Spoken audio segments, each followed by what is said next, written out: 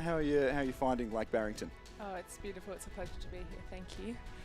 So, Ella, we've got you for just a few minutes before we get into this afternoon's racing. We wanted to just chat about your sort of story through the sport and how you built up to being at the National Training Centre for 2025. So you had a bit of a different start. You didn't start at school like so many here. You were talent ID'd? Yeah, so I was talent ID'd through the South Australian Sports Institute's Talent ID program with Christine McLaren, which was a great experience. Yeah, they came around to all our schools and measured us and saw how high we could jump and fast we could run, and then a few people got different letters on what sports they'd be best suited to, and then sort of went from there. Yeah, awesome. And then you had a bit of a journey through the pathways, which was maybe affected a bit by COVID and everything, but sort of got your international break in the last couple of years by a few tours overseas with the Australia A squad and over to the Windermere Cup. So tell us about that. Yeah, so I, in 2023 went over with the Windermere trip to Washington, which was a fantastic experience. America's not like anywhere else. It's they really hosted us incredibly well, which was a fantastic experience. Yeah, and it's racing a little bit different from how we do it in Australia. Through the three boats through that iconic stretch in Seattle. Was there any particular takeaways from that event? It's a bit different to sort of 6-lane racing like we have here at the National Championships. Yeah, I think it really opened just my eyes up to how big rowing is around the world, and it was a fantastic experience. The crowd was so loud as the cut narrows in, and it was very, very cool. Yeah, brilliant. And then you sort of furthered your international career on the Australia A team at the first World Cup, or one of the World Cups last year, as sort of the Australia A team alongside the senior team. Tell us about that. Yeah, so we were really fortunate to go over and race the first World Cup in Varese last year, which was a great experience. We raced the 4 and the 8, and we were really fortunate, and a lovely group of girls that we've now come through all those experiences, which has been great. Yeah, and a few of those girls, yourself included, then spent the Northern Hemisphere summer rowing at Leander Club in the UK. You're building towards the Henley system. Oh, it was a great experience. Emily and I went over on the back of that trip, and then was joined by Jamie, and spent 3 months over there, and it was so cool to row up and down on that stretch of river in Henley, and and then do Henley as a part of the home sort of club of Leander. It was a fantastic experience. Yeah, certainly being the home crew in the pink of Leander is something even different to travelling over there as an Australian club, and you did make the final as well of the Town Challenge Cup, which didn't quite go your way, but was a fantastic race either way. But now this year, moving into the National Training Centre at Penrith, tell us about the environment there, and just we had James Harris on, who told us sort of quality over quantity. It's a small group this year, which I suppose can be taken as a compliment, quality over quantity. But yeah, tell us about how you found things in Penrith. Yeah, it's been great. There's such a good group of girls. It's it's lovely. We have a lot of fun and behind a lot of the training principles, which has been really enjoyable personally. I've liked understanding the why makes it all a lot easier to motivate yourself, and it was great, and we all get on really well, which is an added bonus. Yeah, good. Very small, intimate group, as I think Georgie described it on the commentary at the New South Wales State Champs a couple of months ago. Looking forward to the rest of the week. You've got a couple, your pair and the 4, but the big exciting one that we've been talking about a lot, the Interstate Regatta on Sunday. You're from South Australia and jumping in the South Australian Queen's Cup for 4th or 5th time, I think it is.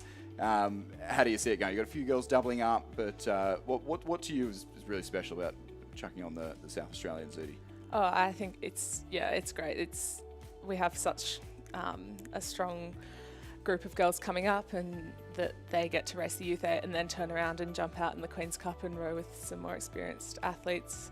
It's just a great experience for them, and I just hope that we can build a positive experience, and then in a few years' time when they are looking for under 23 and senior teams that they have had a positive experience and can keep paying it forward.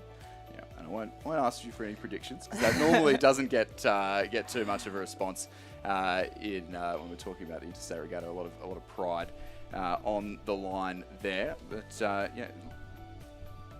that's just about all we've got time for. We've timed that rather well here at the start of the lunch break. But thank you very much for joining us up here, Ella, and all the best for your remaining few races and for selection trials in a couple of weeks' time. Thank you very much.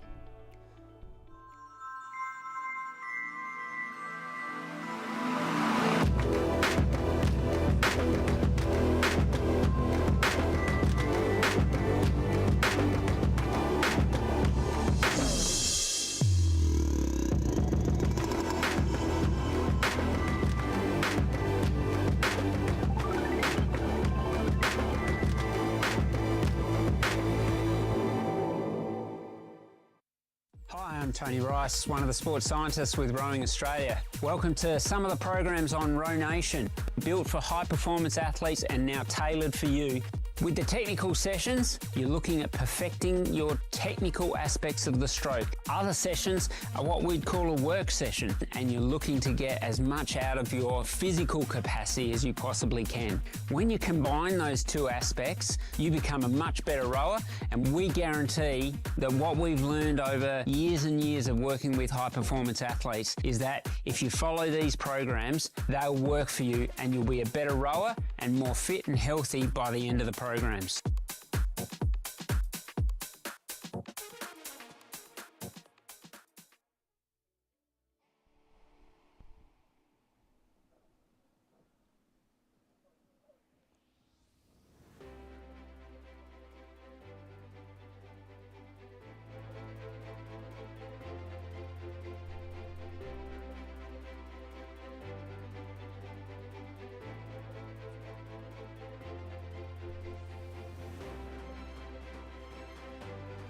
Thank you once again to Ella Bramwell from the National Training Centre for having a chat with us in the lunch break. That will continue all throughout the week before the start of racing at 7:45 and just before the end of the lunch break on most days here left of the Australian Rowing Championships. We'll have racing just getting underway now in the under-23 lightweight women's double. As we mentioned to the welcome to the commentary box for the very first time this week, Novocastrian Ben Homer.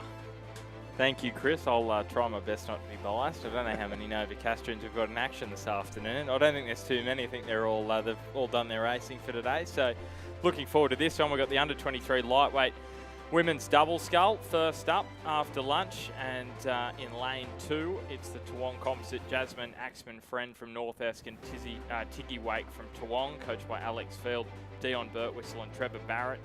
Black Mountain Composite in 3, that's Ruby Gray from ANU and Ronya Stoja Ashby from Black Mountain, coached by Renee Domashens and Nigel Harding. And then in lane 4, it's Banks Adelaide Composite, Lulu Colgrave from Adelaide and Ellie Brennan from Banks. In lane 5, it's the UTS Uni of WA Composite, Isabella Utley from University of WA in that one with Sarah Berrickery from UTS, and they're coached by Sam Fennessy and Roland Warren. Banks Rowing Club in 6, that's Lulu Gleeson Payne and Ariel Vanderpoel, and in lane 7, Tasmania University, Zoe Brooks and Ella Stryker, coached by Sean Finlayson. So, Chris, there's a lot of composite crews in this race, a bit of a mouthful to get through. Yeah, Banks and Tasmania University, the two crews on the far side, the only sole club crews, and not too surprising to see Banks fielding a one club crew in the lightweight women's doubles. Crew that's fielded so many female lightweight athletes at this regatta. I think we're seeing 9 or 10 of them racing across a few different crews in the open lightweight women's 8s on Saturday. A fantastic addition to the program for the very first time here at the Australian Rowing Championships. But top 4 through to the A final in this event, or the only final as it will be. And the bottom 2 eliminated, and those bottom 2 at the moment just trailing the leading 4 crews. Black Mountain ANU in lane 3, and in lane 2 the Toowong North Esk crew of Jasmine Axman-Friend from North Esk and Tiggy Wake from Toowong. It's our race leaders at the moment in lane 3, the Banks Composite, Lulu Colgrave and Ellie Brennan. I think both of these two we're seeing raced possibly in the interstate regatta later on in the regattas program. One of the final races on Sunday afternoon. Ellie Brennan racing in the Victorian crew and Lily Colgrave in the South Australian crew. And I think when we had the heats for this race come down yesterday, there was the top 4, I think, in one of the heats, every single one of them racing in that lightweight event. Well, how magnificent are these drone shots? It's just, I've been watching on the live stream, but even just being here takes it to another level. It's magnificent. And you can see, so that cut point in this race is lane 7, Tasmania University, so the locals, and the Black Mountain ANU composite crew in lane 3 over on the far side of the course. So it does look to be tightening up a little bit. I'm sure Stuart John will be down there on the fence cheering this ACT crew home. They're making a little bit of ground up. They've got some time to do so. Those 500 splits, it was about 4 seconds, which is a bit of a gap at the 500, but maybe they were just sussing out the competition, and they're able just to try and claw back some ground, being this repechage. So top 4, as you said, Chris, going to the final, the rest eliminated. This will give us a good indication now. Sometimes it's a bit hard from the drone to work out exactly the gaps. Yeah, the buoy lines can sometimes, not sure if they're straight or on a diagonal, and it does help to give the numbers as a reference point. There's still Banks 10 seconds now, in fact, over the Tasmania Uni and Banks crew. You can see second from the right of your picture there, the sole Tasmania University crew on the right in the red boat that will please Richard Dorstein in 4th place. Well, red goes faster, doesn't it? Apparently. Someone's done a P8. No, I think they confirmed that it doesn't, but it's a nice thought. Well, to be honest, if it has the placebo effect and you mentally think you're going to go faster in a red boat, then I think that has an effect. That's enough. Isn't it? Yeah, exactly, enough. Exactly. Well, the interesting thing there was the split at the 500 between the ACT crew and the Tasmanian crew was about 4.14. Now it's 3.06. So they've pulled a second back. Are they pulling back a bit more ground? It still looks to be about a boat length from that shot, or one line of buoys. Also worth keeping in mind that that UTS University of WA crew in the centre of the picture, who seem to be falling back into line with the Tasmania University crew. So if in fact they have spent all their bickies early on, they could be sitting ducks for this lurking Black Mountain and ANU crew in lane 3, who almost have overlap now over the Tasmania University combination. I think I almost burnt myself a few times yesterday in the heats of this event when there was a little bit of clear water at that cut-off point between 4th and 5th, and then being the lightweight events, they tend to put on a good show at the finish, and often ended up with me looking rather silly. Well, it's definitely tightening up. It is really tightening up there. Slowly but surely just pulling back margin.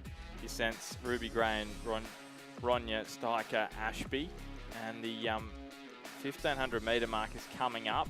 Zoe Brooks and Ella Stryker from Tasmania University were in 4th, but to be honest, all 3 of those crews, 2nd, 3rd and 4th, are all in a bit of a tussle. It's almost like they're just trying to conserve a bit of energy here. They know where the cutoff point is. They're just trying to sit there in a good position, knowing that they're around those other crews, but this is going to get really interesting here.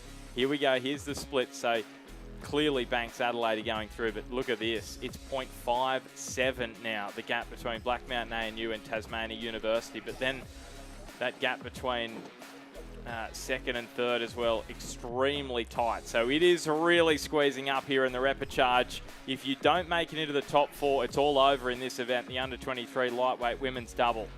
Yeah, that crew on the near side of the course there really turning on the afterburners now. The Canberrans from Black Mountain and ANU, you see the red blades of the Black Mountain Rowing Club in the bow seat. They are held by Ronya Starker Ashby, who's following Ruby Gray in the stroke seat, and they are hunting down this Tasmania University crew on the far side of the course. And in fact, I think they may have just hit the lead. So Tasmania University on the far side looking the vulnerable crew that may miss out on a final qualification spot. But this UTS and University of Western Australia crew in the centre of the course, certainly not out of trouble either. And the crew that's just leading them through this four-way fight for the final is the Sol Banks crew in lane 6, who's still haven't broken away from the rest of the field. So there's 4 crews here, all within about less than 2 boat lengths of each other from stern of the leading boat or from the bow of the leading boat to the stern of the trailing boat.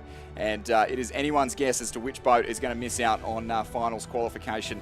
What is not a guess, however, is the Banks Composite, Lulu Colgrave from Adelaide and Ellie Brennan from Banks Rowing Club, who have led this race start to finish and led it by 17 seconds at the 1500 and continue to lead it well.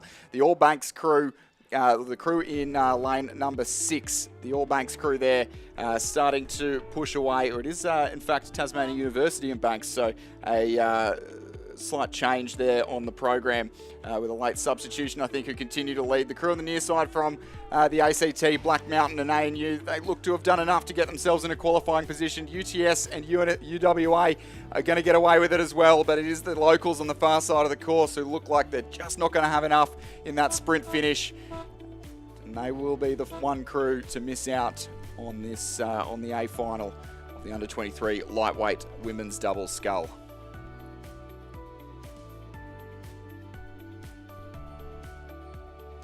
Gee, so that's tough on Tasmania University. Wow, what a race that was. Repechage 1 of the under-23 lightweight women's double. So Colgrave and Brennan from Banks and Adelaide, they go through 8:12.13. That was pretty comfortable for them. Then Tasmania University and Banks, Vanderpoel and Stewart, Gray and Starker Ashby from Black Mountain ANU, and then Esseltine and Berretree from UTS Uni of WA also through. So Brooks and Striker missing out, and so too Axman, Friend and Wake from Toowoomba North Esk.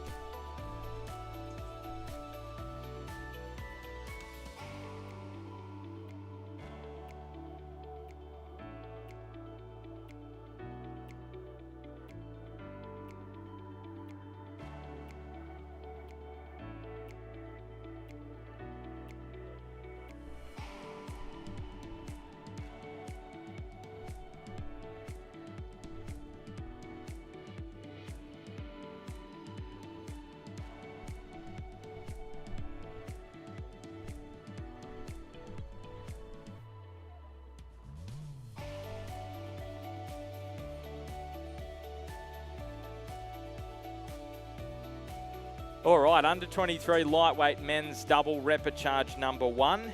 And we have got 5 crews in this, top 4 going through to the final. And that means there's only 1 crew missing out in lane 2 from Commercial, Nicholas Langford and Harry Dixon, coached by Jacinda Edmonds. Uni of WA in 3, Jed Street and Ethan Bromley, coached by Roland Warren. Townsville and James Cook Uni Rowing Club in lane 4. Nathaniel Talbot and Micah Talbot, they're coached by Simon Davis and Dario Sportelli. In lane 5 from UTS, Nick Mather and Zinc Bosco, coached by Matthias Ungermark. And in lane 6 from Black Mountain, George Bowditch and Matthew Rickard, coached by Renee Domichens. Now, just having a look at that, it looks as though it is the Townsville JCU crew who are currently in that elimination spot as it stands right now, but it is Commercial, Langford and Dixon who are closest to them, and it is still fairly tight, you would say, at this point, heading into the last 250 metres, Chris. Yeah, I'm certain off the back of that last race that we're not going to see these crews just roll over and let those top 4 proceed. That combination from Townsville JCU, the 2 Talbots, Nathaniel and Mika, starting to bear down on their fellow Queenslanders from Commercial on the near side of the course, Langford and Dixon. So it's looking to be most likely that it'll be a Queensland crew to miss out on the final of the under-23 lightweight men's double sculls. Nick Mather and Zinc Bosco from UTS Haberfield leading very well indeed in the centre of the course from Black Mountain Rowing Club's George Bowditch and Matthew Rickard. Jed Street and Ethan Bromley of UWA possibly just clear enough of the battle for that last spot, and I think Townsville JCU have really put on the burners now in the closing strokes of this race, and I think they have just got their bow ball in front of the commercial crew on the near side of the course. Might I add that it's nice to see a lightweight race with no composite crews in it. It'll be UTS Haberfield who take the win.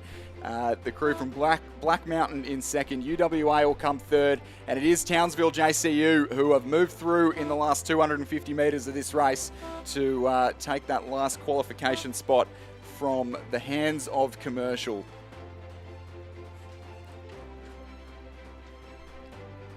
High fives there for the Townsville JCU crew. I know they've timed that race very well indeed.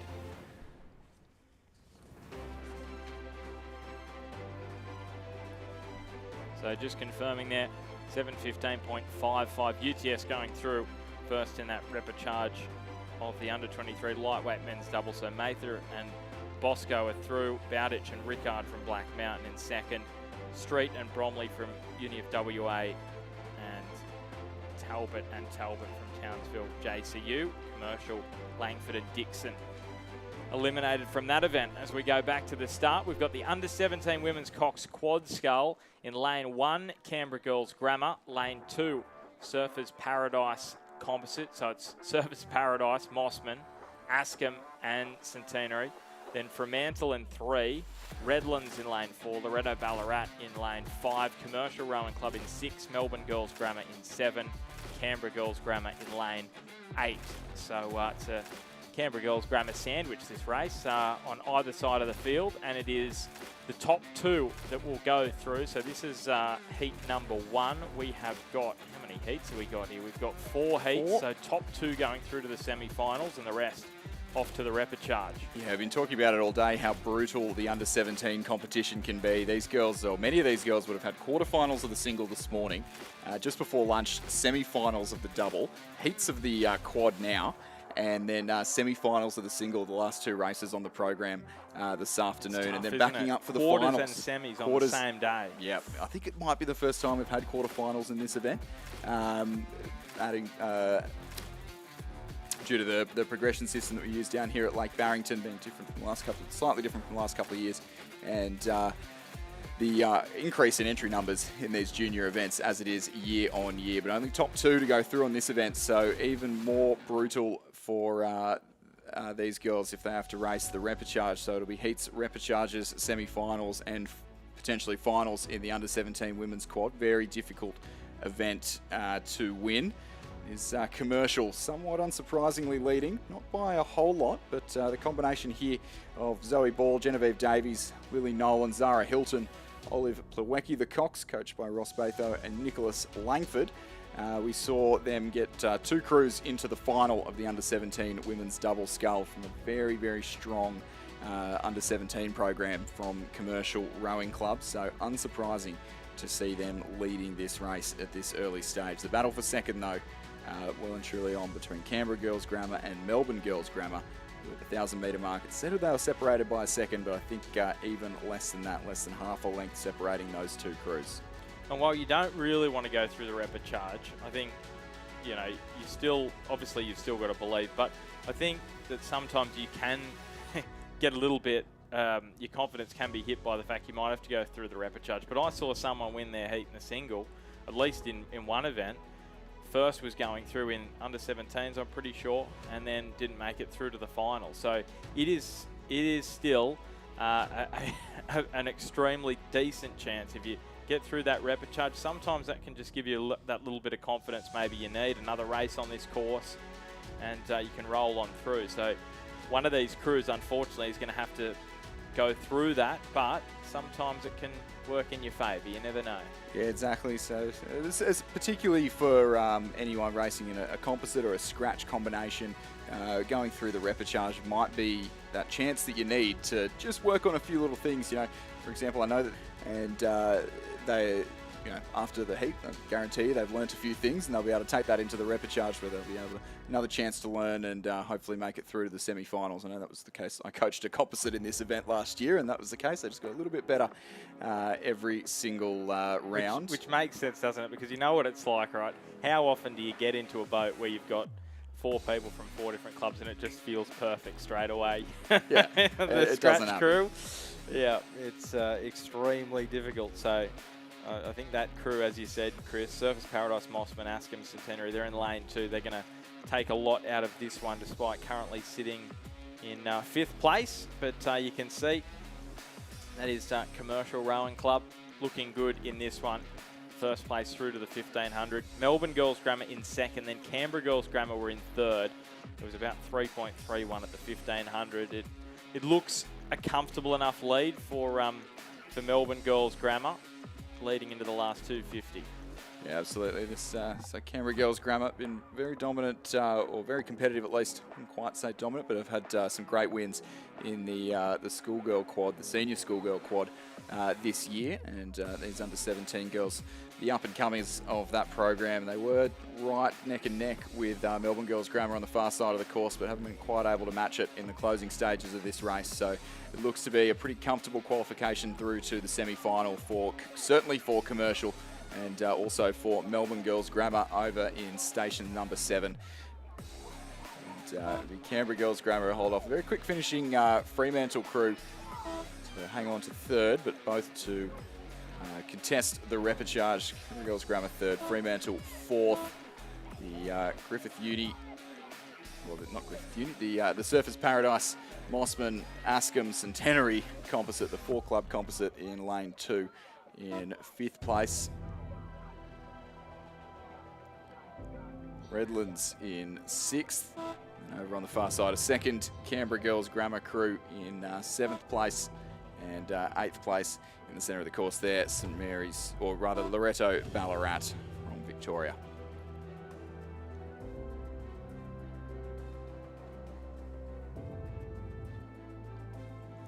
So just confirming, Commercial going through that crew: Zoe Ball, Genevieve Davies, Lily Nolan, Zara Hilton, coxed by Olive Plawecki and coached by Ross Batho and Nicholas Langford. Joined in the semi-finals by Melbourne Girls Grammar, and that's Claudia Cockler, Natalie Grant, Emily Rasmussen and Georgia Berryman, coxed by Brittany McCormick. So all the other crews will have to go through to the repechage.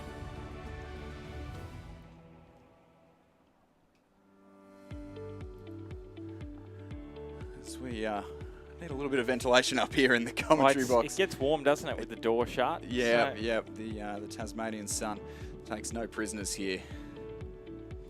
Now back to the start line. So heat 2 of 4 in this under-17 women's Cox quad.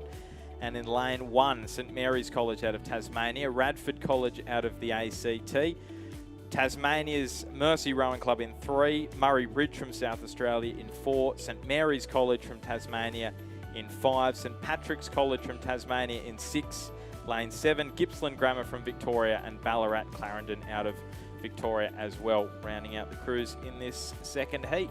A very southern heat with 4 Tasmanian crews, 4 locals, 2 from St Mary's, 1 from Mersey and 1 from St Patrick's, 1 South Australian crew, Bradford from the ACT, and 2 from Victoria in the form of Gippsland Grammar and Ballarat Clarendon.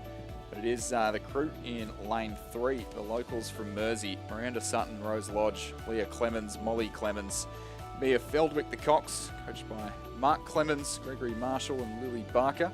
So Clemens family affair there that's moving out to about almost 2 lengths of lead there over the trailing 3 crews, which the closest of those 2 competing for that second qualifying spot over on the far side of the course. Gippsland Grammar in lane 7 and St Patrick's College from Tasmania in lane 6. So Pat's looking to make it a Tasmanian Quinella and 2 Tasmanian crews through to the semi-final. I was going to say there's actually only 2 Queensland crews in this event. I'm just having a little glance here, and they're both from Commercial Rowing Club, so I don't know if that tells a story about the challenge of getting to Tasmania from Queensland, or just maybe the depth Interesting. Which is intriguing. We won't get into the Olympic course because that could open a can of worms. So let's not discuss that. Let's keep our eyes firmly on Gippsland Grammar in lane 7. Alicia Turnbull, Maggie Sheraton, Eloise Tavaski, Mia Cantside's Chloe Olinick, the coxswain, coached by Eleanor Needham, who at the moment putting their best foot forward to secure that second qualifying spot, 1.75 seconds ahead of St Patrick's College in Tasmania, Mansfield, Bucknell, Marshall, Tonelli, Peach, the coxswain, who now just dropping back into third place as Ballarat Clarendon on the far side, sort of with them competing for third and fourth. But that battle for third and fourth could encroach on that second qualification spot. Well, can they get a couple of Tassie crews through here to the in this heat? Because it was 1.75 the gap at the 1500 between that crew in lane 6, St Patrick's College and Gippsland Grammar in 7. So they are right next to each other. They will know exactly what they need to do here. Yeah, absolutely gorgeous conditions here on Lake Barrington. Certainly calmed down from the I think Stuart John described it as a dirty headwind this morning, and some great conditions for racing all the way across the course here as we ride on board with the crew in lane 3 from Mersey. They've been our race leaders pretty much right from the get-go, and will only extend that lead in the closing stages of this race. In lane 7, Gippsland Grammar, they look to be best placed to take that second qualification spot to the semi-final. Ballarat Clarendon on the far side may have just moved through the locals from St Patrick's College for third, but both crews looking likely to contest the repechage, a chance to fish again. Mersey take the win, an all-the-way win for the locals, and it will in fact be Gippsland Grammar who take that second qualifying spot by a neat length from Ballarat Clarendon, just a canvas ahead of the crew in fourth place from St Patrick's College. Radford in 5th. In lane 5, a second St Mary's College crew to contest the repechage from 6th place. Pretty close for 7th and 8th between a third St Mary's College, with the second St Mary's College crew rather, in lane 1, and who by a third of a length over Murray Bridge from South Australia in lane 4. Okay, so confirmation there. Mercy, Miranda Sutton, Rose Lodge, Leah Clemens and Molly Clemens, coxed by Mia Fieldwick through. So too Gippsland Grammar, Alicia Turnbull, Maggie Sheridan, Eloise Tavaski and Mia Cansides, coxed by Chloe Olnink and coached by Eleanor Needham. So heat 3, just look at that, absolutely beautiful. Under 17 women's coxed quad heat number 3 on the beautiful Lake Barrington as we get a look from above of this race.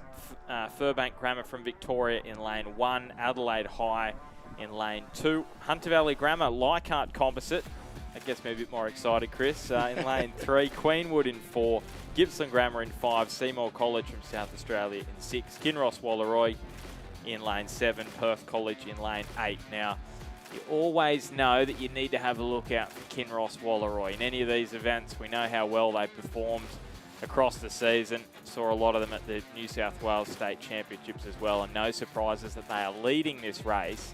And let's be honest, it is pretty clear cut, this top 2, back from Queenwood to Furbank Grammar. So it's almost 10 seconds the gap. So they can almost just turn it down a couple of notches, save a bit of energy for the semi-finals to come. And I'm sure they will. This Kinross crew are I believe the bow 4 of the first 8, not just the Year 10 8, but the first 8. So Year 10 girls who won the first 8 at the New South Wales Schoolgirl Head of the River in a race I've mentioned a couple times already today, but was just about the best schoolgirl race I've ever had the privilege of commentating.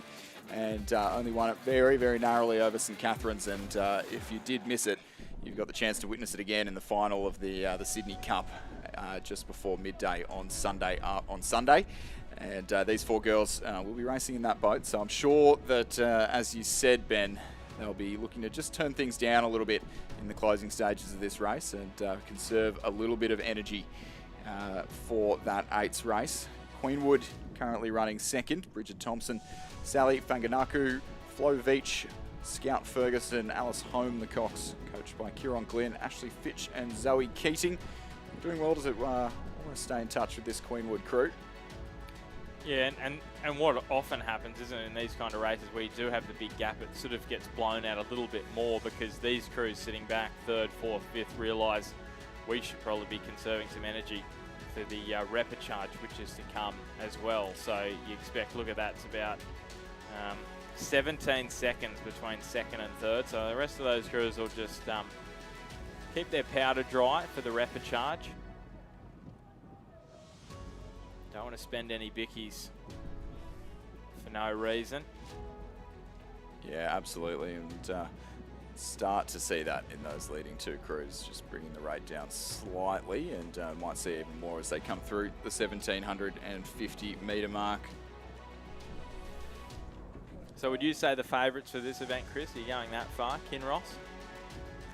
I'd say so. The commercial crew are going to be very interesting to watch, but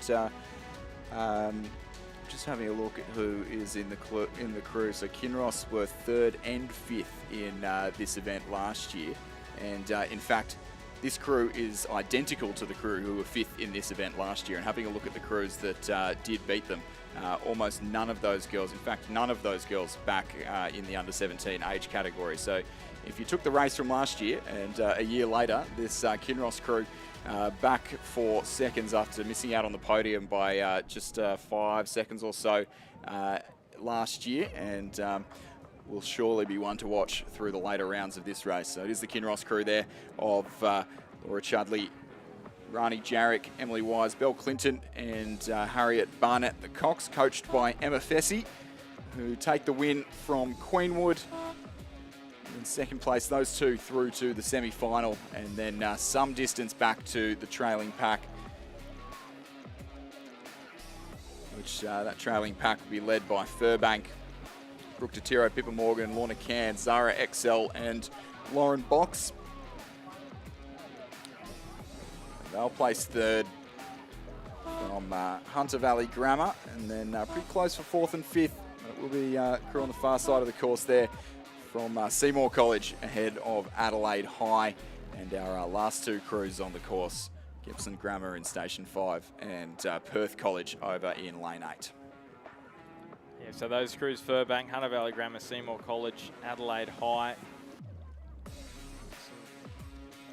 other crews here, 7th and 8th, crossing here. They'll all be going through to the repechage. Gippsland Grammar crossing in 7th. And it's going to be Perth College in 8th place.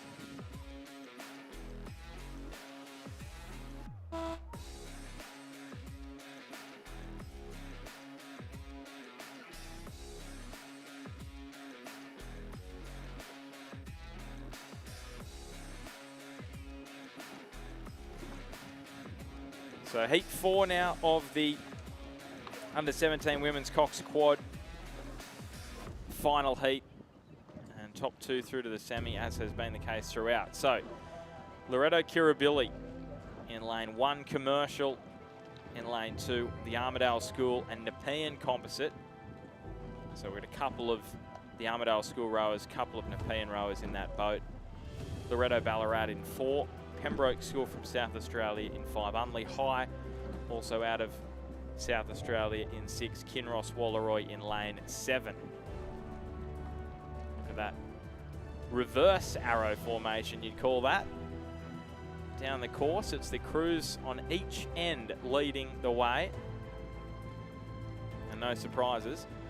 Kinross Walleroy, Katie Lawler, Alice Dimmick, Isabel Grout, Sienna McFarlane, Cox by Sophie Caro, coached by Emma Fessy. They are leading, of course, their schoolmates winning heat number 3. You can see on the far side, Loretto Kirribilli from New South Wales, Kiara Carino, Sophie Mansfield, Belle Trippin, Indiana Orth, coached by Charlotte Clarkin and coached by Amy Clay. But you sense this one's going to be a little bit tighter as it stands currently for those top 2 spots, because not far off the pace on the near side is the crew from Commercial Rowing Club. Evie Kendall, Olivia Ewan, Maggie Stafford and Bethany Peaty, coxed by Zoe Williamson, coached by Ross Bartho and Nicholas Langford. So just one of 2 Queensland crews, both out of commercial in this event. And they've already seen their club mates go through in the first heat. I'll be looking to join them in the semi-finals.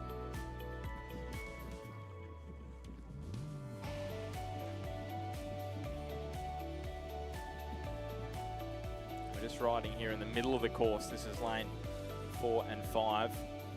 Loretto Ballarat next to Pembroke School out of South Australia. They are further back in this one.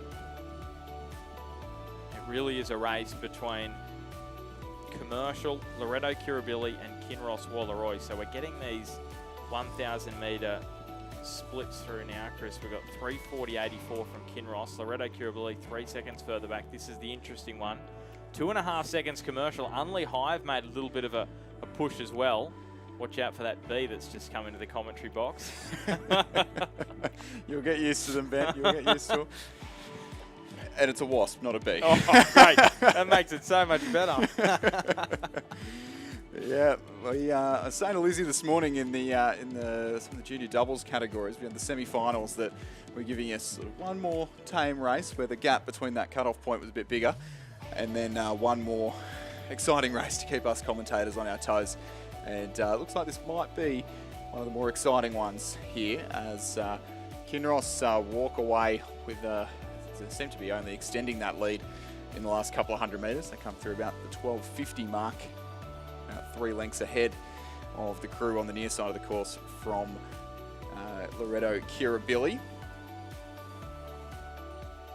And Commercial back in 3rd place, but Commercial doing battle with Unley High over in lane 6, and could that battle for 3rd start to encroach on Loretto Kirribilli's chances at a qualifying spot? The Kirribilli crew, Kiara Carino, Sophie Mansfield, Belle Tripp, Indiana Orth, and Charlotte Clarkin, the Cox, Amy Clay, the coach there. Yeah, well, even that crew from the Armidale School and Nepean Composite, that looks like a crew that is, and they're actually coxed by Emma Purdy as well from Hunter Valley Grammar, so it's actually a bit of a composite of 3 different schools/clubs, and they were just moving into their work nicely here. They're about a boat length off 3rd place, couple of boat lengths off the all-important 2nd place, but they are a composite crew, and as we said, you get through this, you get a row under your belt, go through the repechage, you're feeling good about things. So the gap is 2 seconds Commercial. Can they pull that back on Loretto Kirribilli? So those 2 crews are right next to each other. So the Coxes are going to be screaming at their crews. They will know exactly what they need to do here. You don't have to look across the other side of the course. It is right in the eye line here in the last 500 metres. Yeah, I think it was Stafford and Peaty, the stern pair of this Commercial crew, that just missed out on an A final berth in the 17 double this morning, and so they'll know what it's like to just miss out, and they'll be turning up the heat now as their Cox, Zoe Williamson, urges them on. There is a bit of danger to them though from the far side from the Unley High crew, the other blue crew in this race. So 2 crews gunning for 3rd, and we'll see if that does lift up to challenge the Loretto Kirribilli. I think it might be starting to be through the 1,750 metre mark. There are both those 2 crews challenging for 3rd are 3/4 of a length down on Kirribilli with 250 metres left to ride. I don't think anyone's going to challenge this Kinross Wallaroi crew for the 2nd time in 2 races, leading the field by some clear water. I think Kirribilli have just responded there. The crew at the bottom of our picture, the blue and gold colours. They row on Middle Harbour in Sydney's north, Sydney's inner north and northern beaches out of the Mossman Rowing Club. And we're used to these flat, glassy conditions. But Kinross at Wallaroi there, the crew, Lawler, Dimmock, Grout, McFarlane and Caro the Cox, coached by Emma Fessy, who are certainly going to win this race. And I think Loretto Kirribilli have done enough despite a crews coming at them from all directions. Will cross the line in 2nd place to secure that 2nd qualifying place in the semi-final.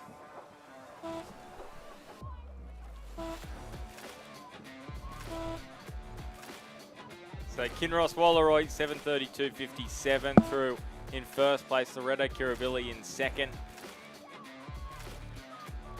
And just cooling off a little bit. Try to chase Post race. Well, Chris has done remarkably well there. He's trying to swat away a wasp and commentate the race. Now that is multitasking at its finest. We get the confirmation here. Commercial third. We've had a little bit of an issue with the timing, but Unley High also, they were really pushing there and thereabouts. The Armidale School and the P and that composite crew will be better for the run. Loretto Ballarat Pembroke School also in that one. Okay, well, we're going to move to the under-17 men's Coxed Quad. And this is a similar story. Actually, it's the first crew. This is very cutthroat, isn't it? First through to the semi-final, we have got 6 heats. 6 heats all up, under 17 men's Coxed Quad. First through, the rest go to the repechage. This is like we saw in the single earlier in the week. And in lane 2, we've got Launceston Grammar. Lane 3, Nudgee. Lane 4, St Joseph's. Lane 5, Radford College. Lane 6, Brisbane Grammar. Lane 7, Gippsland Grammar. So 6 crews in this race, 1 going through. And we're getting through those split times now. And it's Radford College from the ACT, 5:07 flat through 1500. Brisbane Grammar a little off the pace, 4.38 further back.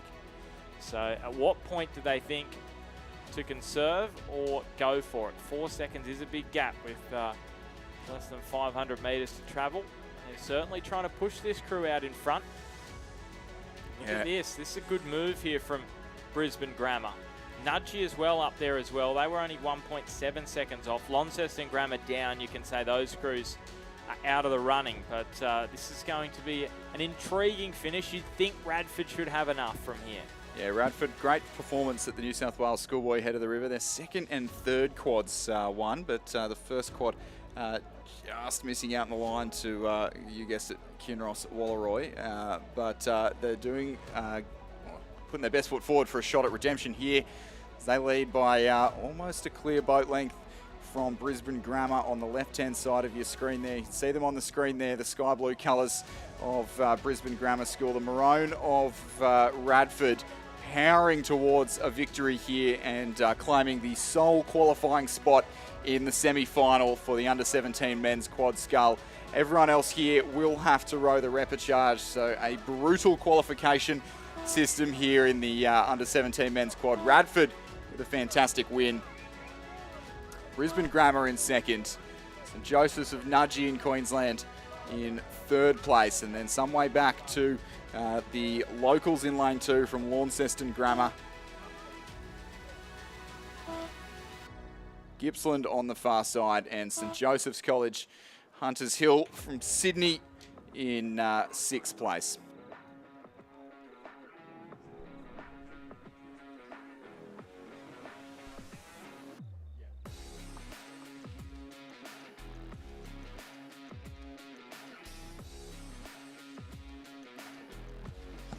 Just a quick announcement for anyone here at the course, or in fact if you're back at your accommodation watching the racing and due to come down here later in the day or later in the week. For crews with training bow numbers, if you're out for a training session during racing and you've managed to secure a training bow number, you're not to progress beyond the start line of the course. So you're only to do the training loop, the counterclockwise loop around the regatta course, not to progress down to the warm-up area behind the start line if you have a training bow number.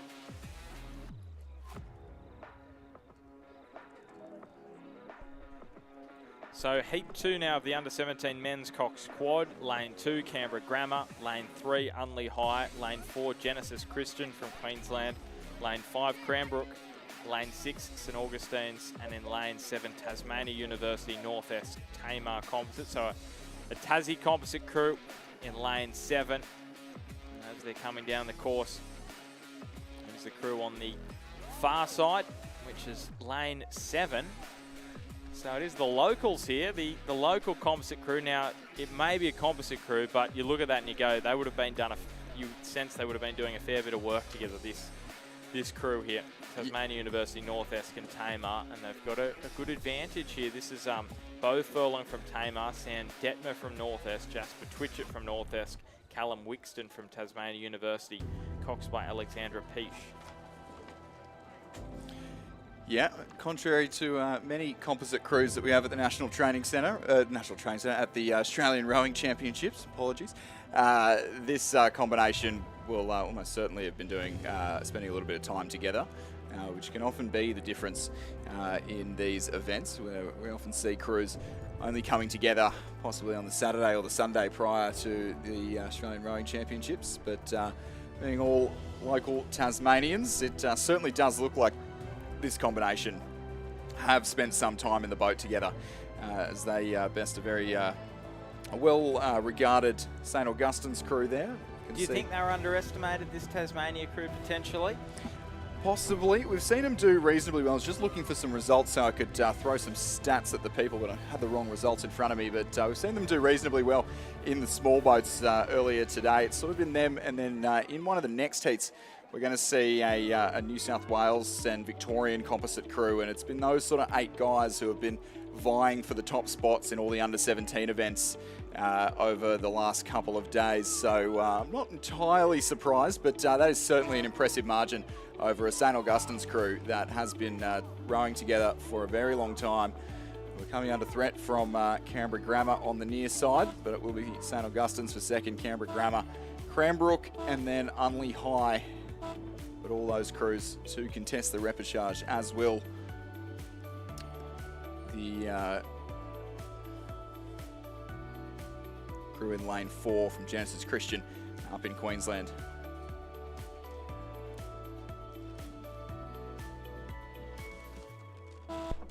So that Tasmania University Northwest Tamar composite, Furlong, Detmer, Twitchett and Wixton. Cox by Alexandra Peach, coached by Sean Finlayson, Andrew Hull and Trevor Barrett. They are on their way through to the semi-finals. That is only a third of our heats done in the under-17 men's Cox quad. We've still got 4 more to come. Top crew going through. So we just have a look over the boat park. There's the Easy Ore Cafe. The recovery zone in the distance as well. So big crowd here on day 3 of the Australian Rowing Championships, and it's a day which is going to finish a little bit earlier than we've had the first 2 days, which is fantastic. What is it, a 4:30 finish? So 4:30 finish, which is... that. You won't know yourself at the end of the day today. No, well, I'm out of here in only about 20 minutes' time. So it's a real early mark for me today. Going and putting your feet up. Yeah, exactly. But not before we make our way through the rest of these under-17 men's quad heats, Ben. So this is heat 3, and in lane 2, it's the Wedneday Ballarat Pembroke School composite. So this is a little bit more of a challenging composite across a couple of states. Trinity Grammar out of Kew in lane 3, Nudgee College in 4 out of Queensland, Ballarat Clarendon College from Victoria in 5, Swan River, ANA, St Peter's College, Pembroke School. That's going across many states there. That is in lane 6, that crew, and Brisbane Grammar in lane 7. And as it stands, no surprises that those composite crews are towards the back of the field, and it's Nudgee out the front.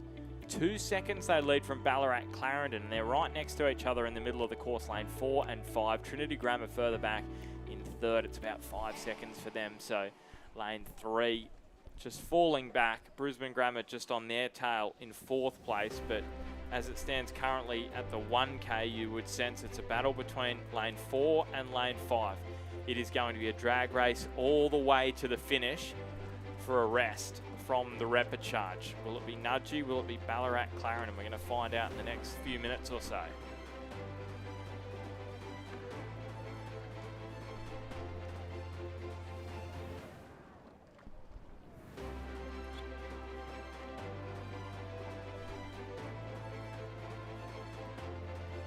So through the 1500, Nudgee just nudged out that advantage a little further to about 3.29 seconds to Ballarat Clarendon. Nudgee there in lane 4. And from that drone view, it looks at least a boat length now. So that's looking more and more comfortable by the second here for the Queenslanders.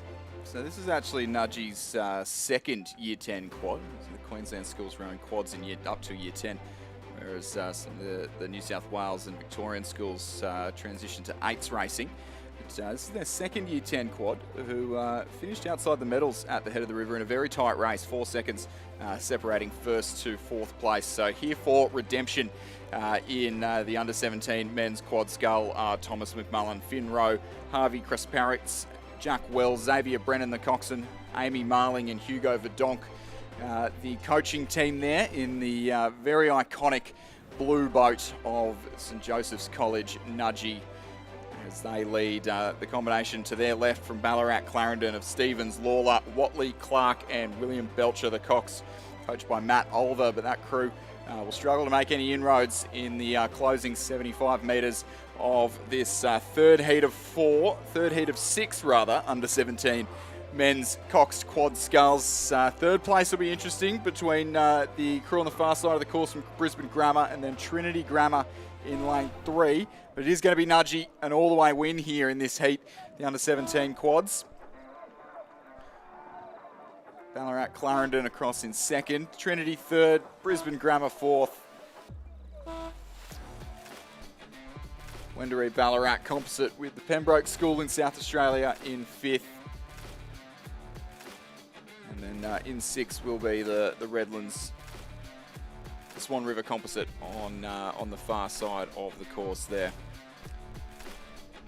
So Nudgy confirmed Thomas McMullen, Finn Rowe, Jack Wells, Harvey Kasperowicz, Xavier Brennan, the cox, coached by Amy Malling, Hugo Verdonk.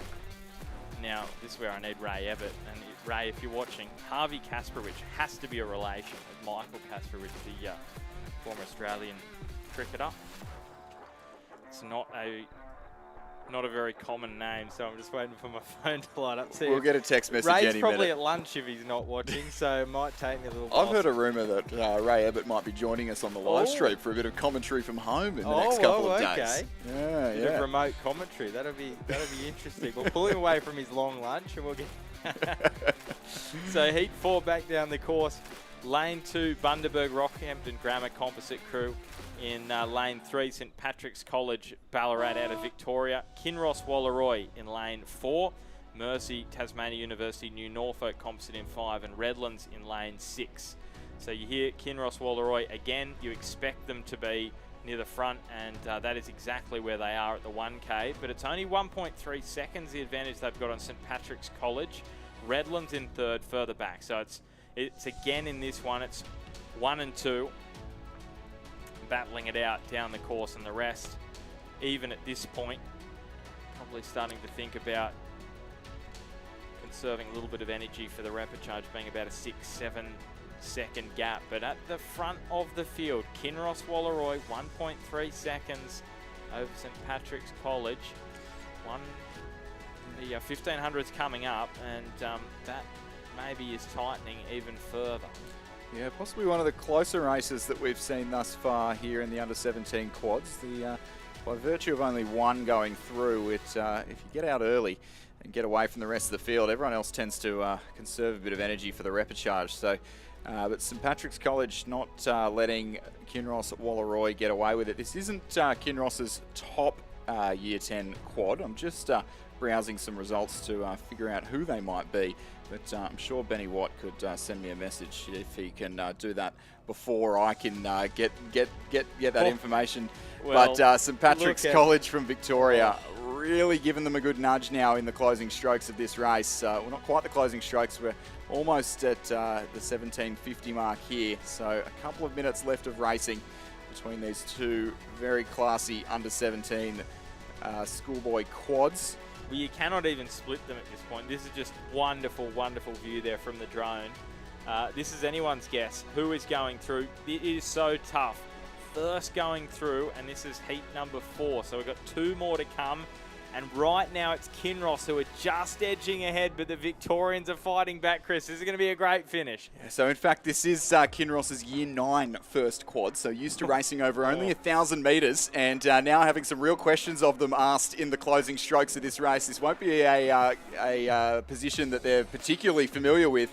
Almost 1,700 or well through 1,800 metres of a race, having to hang on to a very fast finishing St Patrick's College from Victoria. Joshua Elliott, Oliver Elliott, Patrick Stute, Lachlan Cameron, Blake Roberts, the coxswain, we've just seen get their bow ball in front. They've hit the lead of this race as they come past the pontoon and just past the Row Union marquee that is bustling here on Wednesday afternoon of the Australian Rowing Championships. And half a length now to St Patrick's College in Victoria over a fantastic row for these young men from Kinross Wallaroi, who will have to settle for second, and we'll get to learn a few more things in the repechage. St Patrick's College in Victoria, a very well-paced win there, and times thus far in the event. Kinross will race the repechage. Redlands on the far side in third. Bundaberg Composite in fourth place. The rest of the field rather spread out as the crew in the centre from Mersey, Tasmania University and New Norfolk finish in fifth place. Yeah, so still plenty of racing to come in that event. A great race that from St Patrick's College, but semi-finals still to come, and well, based on that, you'd expect Kinross Wallaroi to be there. Now, we'll move to Heat 5. Having a little look there at the Kinross crew. Back down to the start, and we've got another Kinross crew in lane 2. In lane 3, this is a Mossman Corio Bay composite. Couple from each club. Adelaide High and It's the crews on the near side of the course, and it's not Kinross Wallaroi. This is a little bit of a turn up, because this is the composite crew of Mossman and Corio Bay. Well, so I'm not overly surprised here. This Mossman and Corio Bay crew, so Leighton Showman and Ewan Humphreys were 1 and 2 in the under-17 single at the New South Wales State Championships. Taj Bailey and Xander Bailey were, I think, 3rd and 6th in that event. And the two of them combining in double sculls throughout the week. We haven't seen them match up against each other, against the Mossman and Corio Bay doubles, but we'll get to see it in the A final on Friday. But now the 4 of them joining forces in the quad. And makes it a little bit easier to match it up, doesn't it? When you get 2 doubles, stick them in a quad. Exactly. And now leading Kinross Wallaroi. And this is, in fact, Kinross's top Year 10 quad. So the combination of Hugh Nash, Maddox Broom, Hamish Searle, and Will Kirby. Hamish Searle in the 3-seat there, doing very well in his single earlier today. I think won his semi-final, or won his quarter-final rather. We'll have to race the semi-final this afternoon, as brutal as the under-17 events are, but might have to add a repechage of the quad to his list. Does that indicate to you how brilliant the final's going to be in this event? Yep. So you're saying the first Year 10 quad here of Kinross being outmatched quite considerably by this Mossman Corio Bay composite. We've got the Kinross Year 9 boys raced so well in that previous event. Victorian crew as well, outstanding. I just think there's going to be so much quality in this final. Yeah, absolutely. And this it's not it's certainly a pretty high standard Kinross crew. They did 6:45 at the Schoolboy Head of the River, which is right there or thereabouts for a Year 10 quad. And this Corio and Mossman crew, I expected them to be quick, but to be 10 seconds up at the 1500 is nothing short of spectacular. So much to watch out for from the Bailey twins, Ewan Humphreys and Leighton Showman. That crew put together by Jeff Watt of Corio Bay, as well as Tom Schramko and Marina Meredith of Mossman Rowing Club. And that crew just having the opportunity now to stretch out and have a good look back on the field here in the 5th heat, the under-17 men's quad.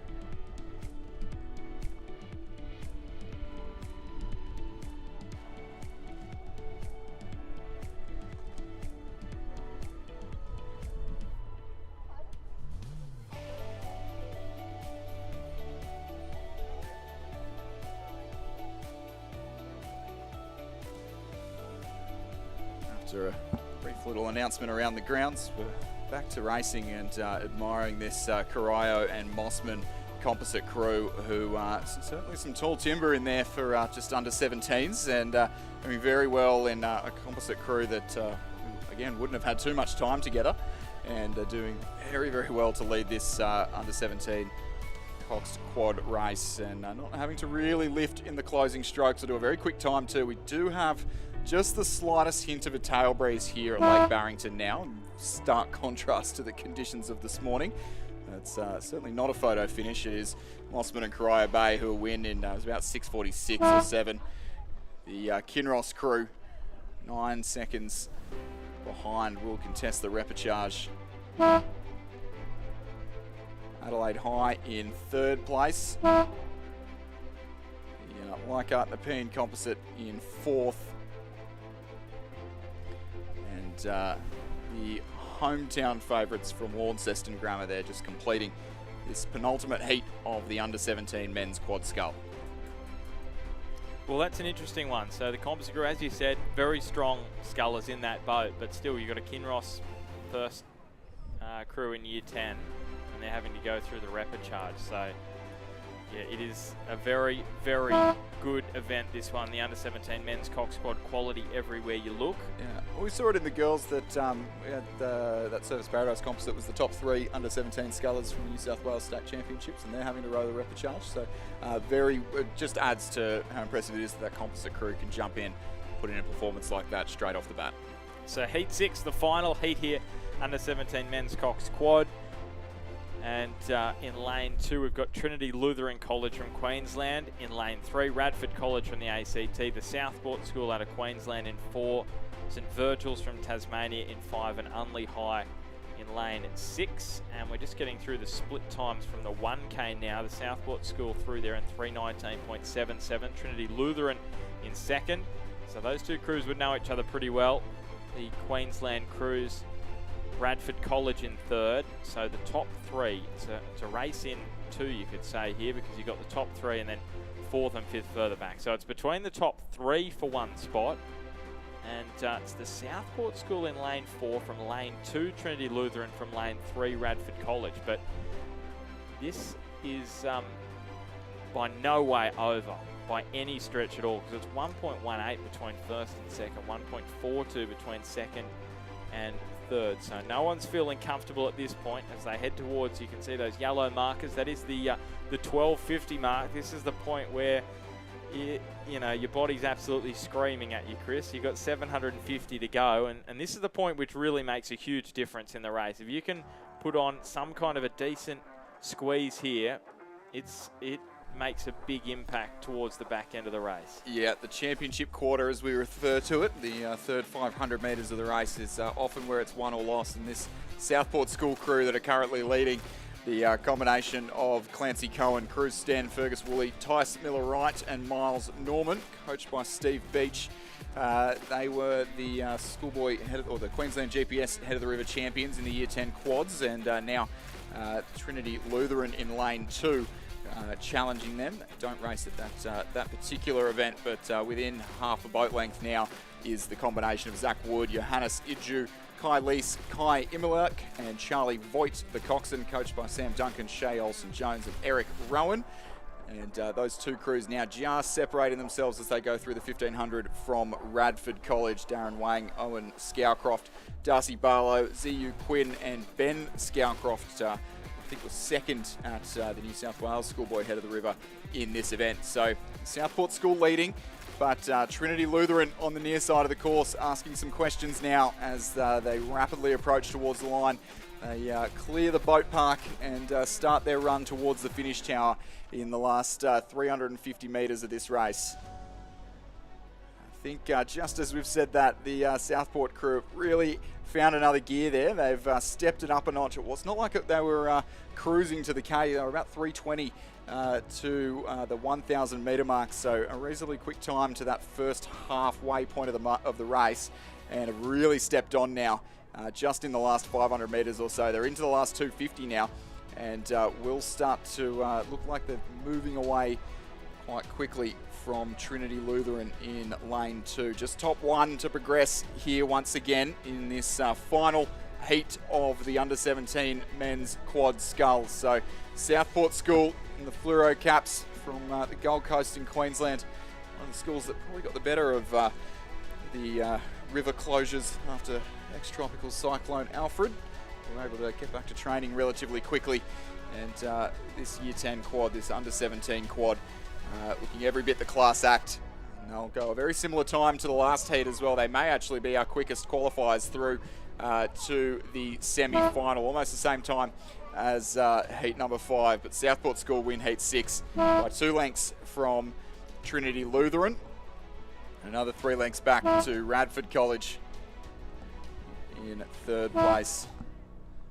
St Virgil's locals in 4th, and Unley High down from Tasmania in 5th place in that 6th and final heat of the Under 17 men's Coxed Quad Scull. So we're done and dusted with the Under 17 Coxed Quad, and we are moving straight through to the Under 19 women's Quad Sculls. So Under 19 women's and then men's Quad Sculls. This is heat number 1 of 2, and it is top 2 to the final, the rest to the repechage. So 5 boats in this race will miss out. Uni of WA in lane 1, Fremantle, Toowong, Unley High Composite in lane 2. So 3 states represented there. Mercantile from Victoria in lane 4, Uni of Queensland in lane 4, Mercantile I should say in 3, Canberra Girls Grammar in lane 5, Swan River from WA in lane 6, and Tasmania University, Mercy and Sydney Rowing Club Composite in lane 7. Now we've got a scratching there in lane 6, so Swan River out of this one. So it will just be the 4 boats missing out. And we are getting split times through from the 500. And it's Canberra Girls Grammar who are leading. And this is the 1K splits now that are updating for us. Fremantle Composite in 2nd. But this is the all-important gap now back to 3rd. It's almost 6.5 seconds between the Fremantle Composite and Mercantile. So that's a comfortable lead at the moment. Not assured, but they'll be feeling pretty good about things. Yep, this Canberra Girls Grammar crew won the New South Wales State Championships in the Coxed Quad, and won the New South Wales Schoolgirl Head of the River as well in the Schoolgirls Coxed Quad. Moving into the Coxless Quad, they were outdone by a Mossman combination who we'll see in the next heat. Now, the reason that so Canberra Girls Grammar normally row in the Coxed Quad, but eyeing off a trip to Henley Royal Regatta possibly dependent on their results on Sunday. So the Carolyn Piper coached squad there of Sophie Frost, Emily Walker, Charlotte Bowen and Isabel King, who we are riding on board with, who looks to be looking a lot more comfortable with the Coxless boat, which certainly be a lot easier in these nice and flat conditions. Every bit the class combination here. To be taking advantage of these beautiful conditions to put down a decent time as well. Doesn't look like they are backing off at this stage of the race. They lead by just over a boat length from the crew 3 lanes over to their right. So the Mercantile combination of Lily Canfield, Ella Durand, Scarlett Tavaski and April Harrison. That shot just above on the drone reminded me of the opening title to Jack Ryan, you know, the TV show on Amazon, the rowing boat. that was, yeah, another fantastic shot. I know we're talking about it a lot, but it's just wonderful to have the drone here at Lake Barrington. So, yeah, 10 seconds that gap between the Fremantle Composite and Mercantile. So those other crews will be thinking about the repechage now. Yeah, that Fremantle Composite in itself, a very well-credentialed crew. Juliet Kelly in the stroke seat was in the junior women's quad last year. Charlotte Hansen-Nahoy's had a few really good results this year as well. And then Felicity Cox from Unley High, Hannah Johansson from Toowong. So the 3-state composite there in Fremantle Composite, but they're the ones sitting back in 2nd, in fact, not Mercantile. Mercantile back in 3rd place. That combination made up exclusively of girls from the Gippsland Grammar School in regional Victoria, and representing the Boathouse Drive Club on this occasion. But neither of those crews mentioned Well, the Fremantle crew starting to come back maybe on the Canberra Girls Grammar crew, but about a length and a half in the closing stages of this race. This first heat of the Under-19 women's quad, I think, will be too much to overcome for the girls from Western Australia, as Canberra Girls Grammar will be used to finishing a race just about now at the 1800 metre mark. So the finish line can't come quite soon enough for these girls in the yellow Empacker shell, as this Fremantle crew really coming home with a wet sail now. I don't think it'll be enough. I think they've let too much go in the early stages of this race, but Fremantle coming home very strong indeed to finish within a length of Canberra Girls Grammar. Top two through to the final, so both will progress regardless. Mercantile, the alternative colours of Gippsland Grammar, as it seems, coached by Nick Bartlett there in third place, will contest the repechage.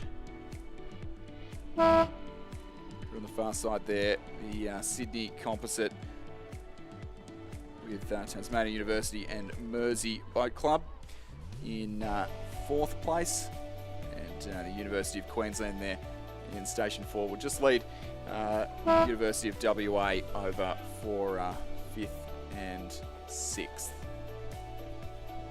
As that wraps up, I think, my time on the commentary for today. Where are you heading, Chris? What are you doing this Sava? Going home to do some uni work, actually. Oh, I thought it would be a bit more exciting. The Row Union Marquee's on the way, though. So. So I'll bid you all farewell and leave you in the very capable hands of Richard Dorstein. I'll plug the podcast for him. Chris McCarthy's podcast with Stuart John. Make sure that you Google that, the Australian Rowing Podcast. Rowing Down Under, it's called. Rowing Down Under, yeah. Well, Rowing Down Under on Australian Rowing.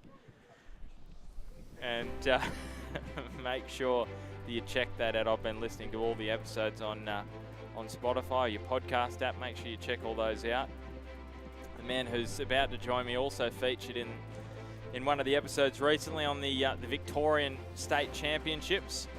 As we look down the course now, Heat 2, it's the Under-19 Women's Quad Scull. Mossman Rowing Club in lane 2, Mossman Rowing Club in lane 1, Redlands in 2, Sydney Uni of Queensland Glebe in lane 3, Rockhampton Grammar Bundaberg in lane 4, Melbourne Girls Grammar in 5, Tasmania University in 6, UTS Haberfield, Manning River Composite in lane 7. Good afternoon, Richard. Were you here to discuss the budget from last night, were you? Oh, good afternoon, Ben. Look, I'm not sure there's enough races left in the day to squeeze that in, but yeah, an unusual March budget doesn't usually come to us during the National Championships, but we live in unusual times. We'll leave that in the 2032 Olympics basket. Is that where we're just going to leave that off air? We'll talk about that at dinner tonight. I think that's for the best.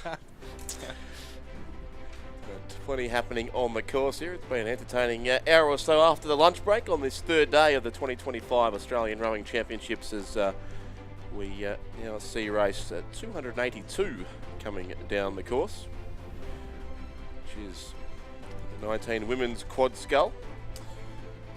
Second heat of, I think it's 3 in total in this event, no, just 2 in fact, so this is the second and final heat, and the race being led pretty comfortably, it seems, by that Sydney University Composite crew on lane number 3. And as they come through the 1500 metre mark now, they've extended that lead out to 3.69 seconds over Mossman in second place. Then Melbourne Girls Grammar School with a rather well-known name in rowing circles of Emily Anthony there in the stroke seat of the boat for Melbourne Girls Grammar. Currently sits in just outside a qualifying spot, in fact. So enjoying your time here, Ben, at Lake Barrington. You've been here all of about 2 or 3 hours so far, but I know you have fond memories of this course from the Masters Championships last year.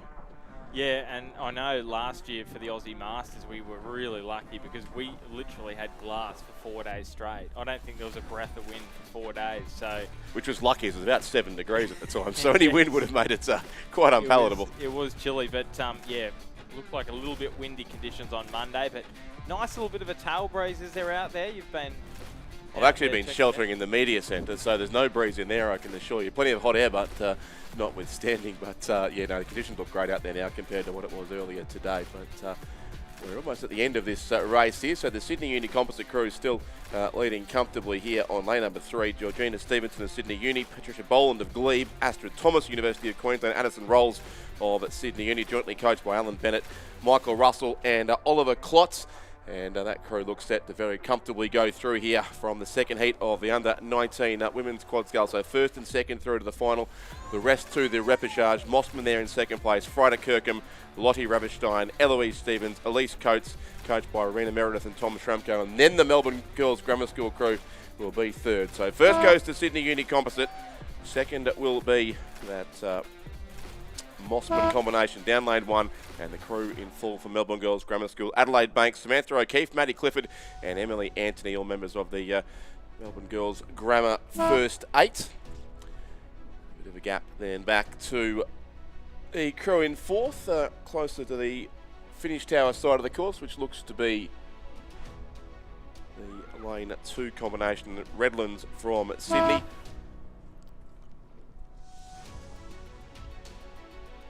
3 boats in quick succession for 5th, 6th and 7th. Rockhampton Grammar Composite will just edge out, I suspect, UTS Haberfield and also Tasmania University. Well, we know how strong that Mossman crew is. Kirkham, Ravenstein, Stevens and Coates, coached by Rowena Meredith and Tom Schramko, doing a fantastic job at Mossman Rowing Club. So Mossman, Sydney Uni, Uni of Queensland Glebe Composite through, joining Canberra Girls Grammar and Fremantle Composite in the final. And I spoke too soon on 6th and 7th there, Ben. It was Tas Uni in the last few strokes who got ahead of UTS Haberfield Composite. So lane 6 beats lane 7 in the race for 6th and 7th. And Manning in the race. Zoe Hutchinson from Manning. I've got to give them a plug, being a CDRA club. So great to see Manning River. I know a few of the boys from up that way were also involved in the age group events earlier in the week. So wonderful to see them coming all the way down to Tasmania. As we go back to the start, under-19 men's quad scull.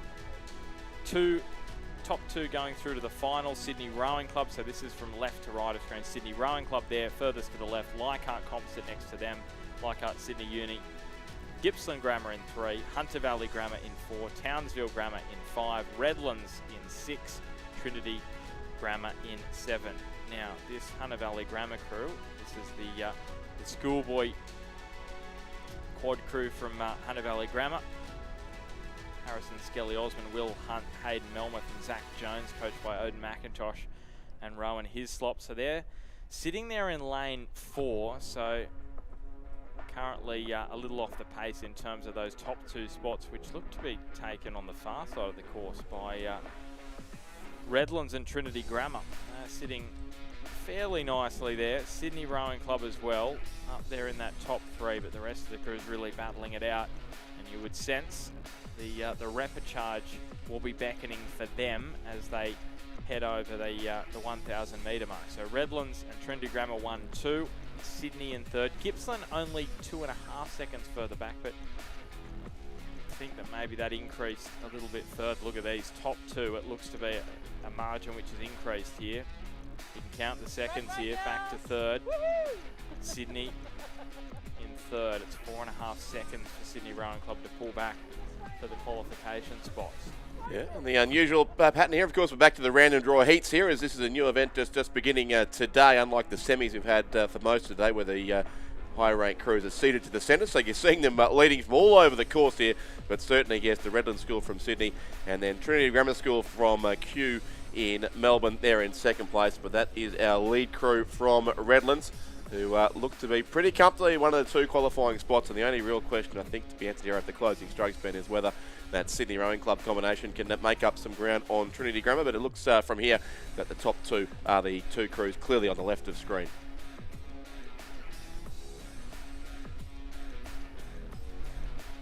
And they're looking fairly comfortable, aren't they? You can see Redlands, the distinctive colours there, and now Trinity Grammar focusing in on them. Patrick McInerney in that crew for Matthew Rigby, Matthew Tolte, Will Johnson and James Devlin. So I'll just be having a little glance over the far side. Sydney trying to sneak their way down this near side of the course. Trinity going for the race win here too, I reckon. Well, they are. I often wonder, Rich, is it a good psychological edge to go through to the final having won, or is it better to conserve your energy and not use it up? Because now they're both going for it. Here we go. Get the photo ready here.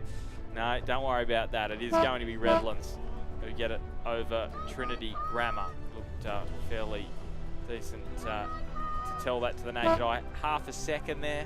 Sydney Rowing Club in third. Leichhardt Sydney Uni in fourth place. Hunter Valley Grammar come through in fifth. Gippsland Grammar in sixth. Townsville Grammar in seventh place. It's very easy to say from up here, Rich, to conserve your energy, but you know what it's like when you're down there in the boat. Yes, and the adrenaline's pumping and you... Oh, look, and there's still nothing like winning a race, is there? Be it a final or be it a heat. That was a good finish. And both crews there showing great pace in the finish. Trinity made up a fair bit of ground, and then Redlands responded and held on by, in the end, just under half a second.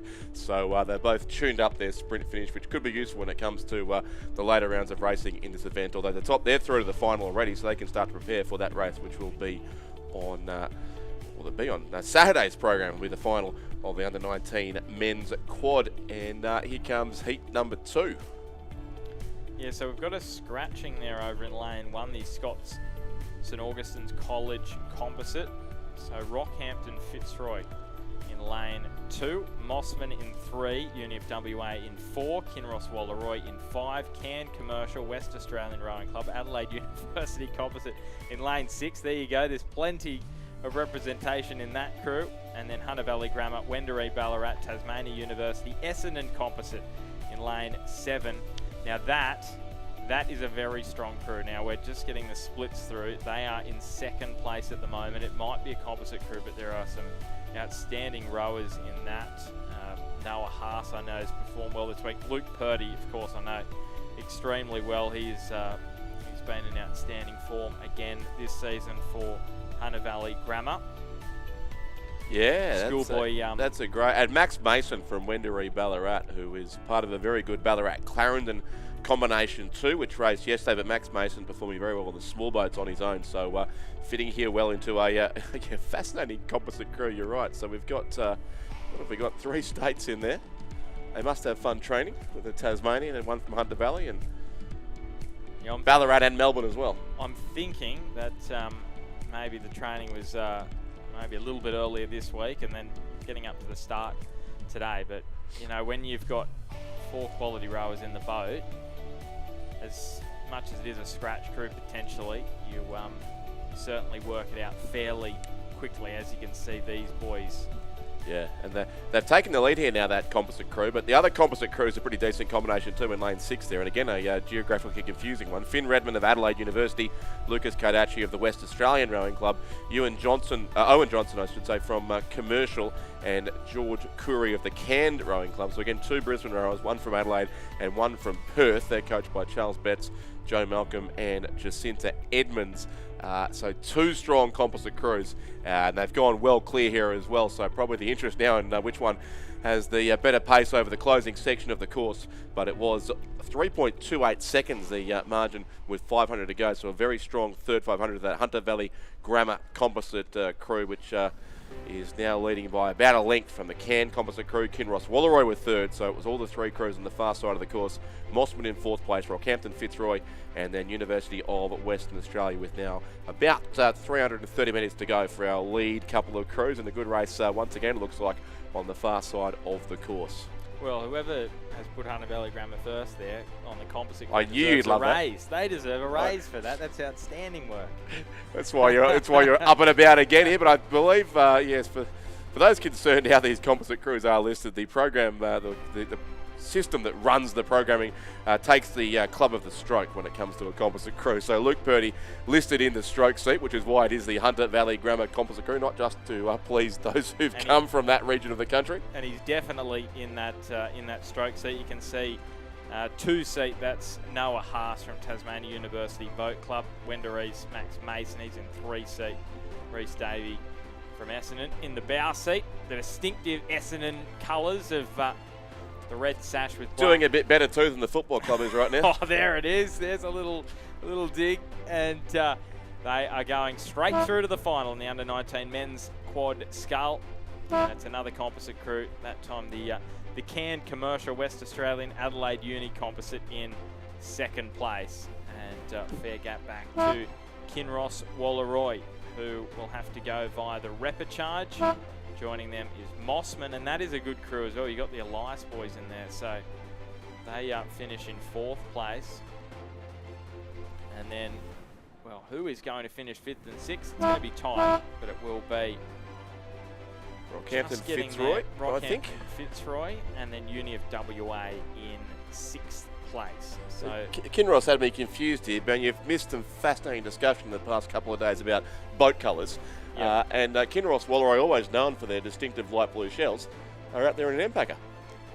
yeah, well, I've definitely heard the discussion around Tasmania University with the red boats. Or the absence thereof. The absence of the red boats. Maybe they've decided red doesn't necessarily go faster, or I did wonder that, yes. it's all a mindset, isn't it? Yes, indeed. Now, that's not the right time, no, so I don't have an unofficial time for that race at this stage, but we'll go straight to the first heat of the under-19 women's Cox State as we get to the big boats coming down the course here, Ben, and a field of 6 in this first heat of 3 of the under-19 women's Cox State. Lane 1, Loretto Turak. Lane 2 is a scratching from St Catherine's of Sydney, who are the defending champions in the school girls 8, but not in this event. Furbank Grammar School, lane 4. Friends School of Hobart in lane 5. Ballarat Grammar School, great to see them in 8, in lane 6. And Geelong Grammar in lane number 7. So big news there. Big news, a scratching there. St Catherine's School. I'm just checking, they only have one entry too, so it's not going to be a second 8. So it does look like they're saving themselves for the schoolgirls race, which is probably the priority event for St Catherine's of Sydney. So top 4 going through to the semi-final, which means that now with that scratching, there's only one crew that's missing out. And we're getting the splits here, and as you can see there's only 4 splits turning up. Now it is definitely tighter than that, so I can tell you that. Good one for the Victorians here, Ben. You've had your fun now with your Northern New South Wales crews, but it's Geelong Grammar School from Furbank Grammar and Loretto Turak, and then Ballarat Grammar School. So I know there's only 5 crews in the race, but the 4 Victorian boats at this stage sit ahead of the Friends School from Hobart. It's not very nice to the hosts here, Tasmania. They've got one crew, and you can't even let them in the top 4 here. The Tasmanians are sitting there in they'll fifth. get the extra race in the repechage. They'll enjoy their home course even more. But it is, jokes aside, it is great. And Friends of a school that comes to many national championships, but it is great to see the Tasmanian schools entered in great numbers here in the schools events. So taking advantage of a home at national championships as well. Yeah, so there's about 3.5 seconds that gap between Ballarat Grammar and Friends, and Ballarat Grammar in lane 6, Friends just one inside them in 5, so they can have a really good look at them here going into the back half of the race, and they're not that far away, Friends. If they can get that boat moving nicely here at the back half of the race, it's not an insurmountable margin here, and you can just see that. Are my eyes deceiving me? Do I want a close race, or is there a bit of overlap there, Rich? Are you calling overlap? There is a degree of overlap there in the battle for 4th and 5th place. So the Friends School there in the centre lane, just moving up alongside Ballarat Grammar. This Ballarat Grammar 8 will not have rode in an 8 that many times. They generally focus, of course, on the Cox 4s, especially the Ballarat schools. But they're combined here into an 8 on lane 6. But the race lead is certainly with Geelong Grammar School in lane 7. They were the head of the River Winners last weekend, or only last Saturday, I think it was, at the Gambie Lake. So Geelong Grammar School having a strong season. Their crew there are Sasha Laidlaw, Lily James, Chloe Fitzgerald, Manon Parenk and Madison Snego, Audrey Seminev, Miranda Warswick, Zoe Reid and Lucia Church. And behind them in second place, Furbank Grammar in the bright yellow colours in the centre of the course. That's the crew of Sophie Nichols, Zoe Page, Sienna Thomas, Olivia McLean, Ella Bailey, Emily Grace, Piper Hallam, Poppy Dalton Morris and Caitlin Barwood for Furbank Grammar. And then the dark blue boat, always again sticking to the theme, Loretto Turak in lane 2, Madeline Barre, Tess Ellard, Zara Barre, Luciana Descala, Eve Sadler, Grace Kennedy, Olivia Fay, Isla Quick and Sarah Chapman, coached by Connor McConville. They were ahead of the schoolgirls finalists 2 weekends ago in Geelong, finishing there in 4th place. But it still looks to be those 3 Victorian crews at the head of the field. then Ballarat Grammar School, and also Friends.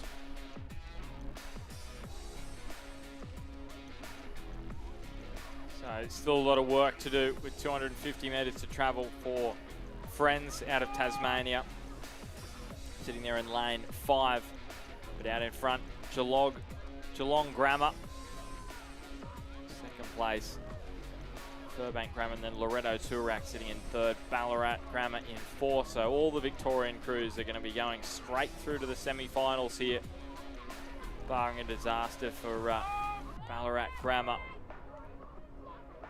So Laidlaw, James Fitzgerald, Purink, Sonego, Semjaniv and Warswick, Reed, and they're coxed by Lucia Church.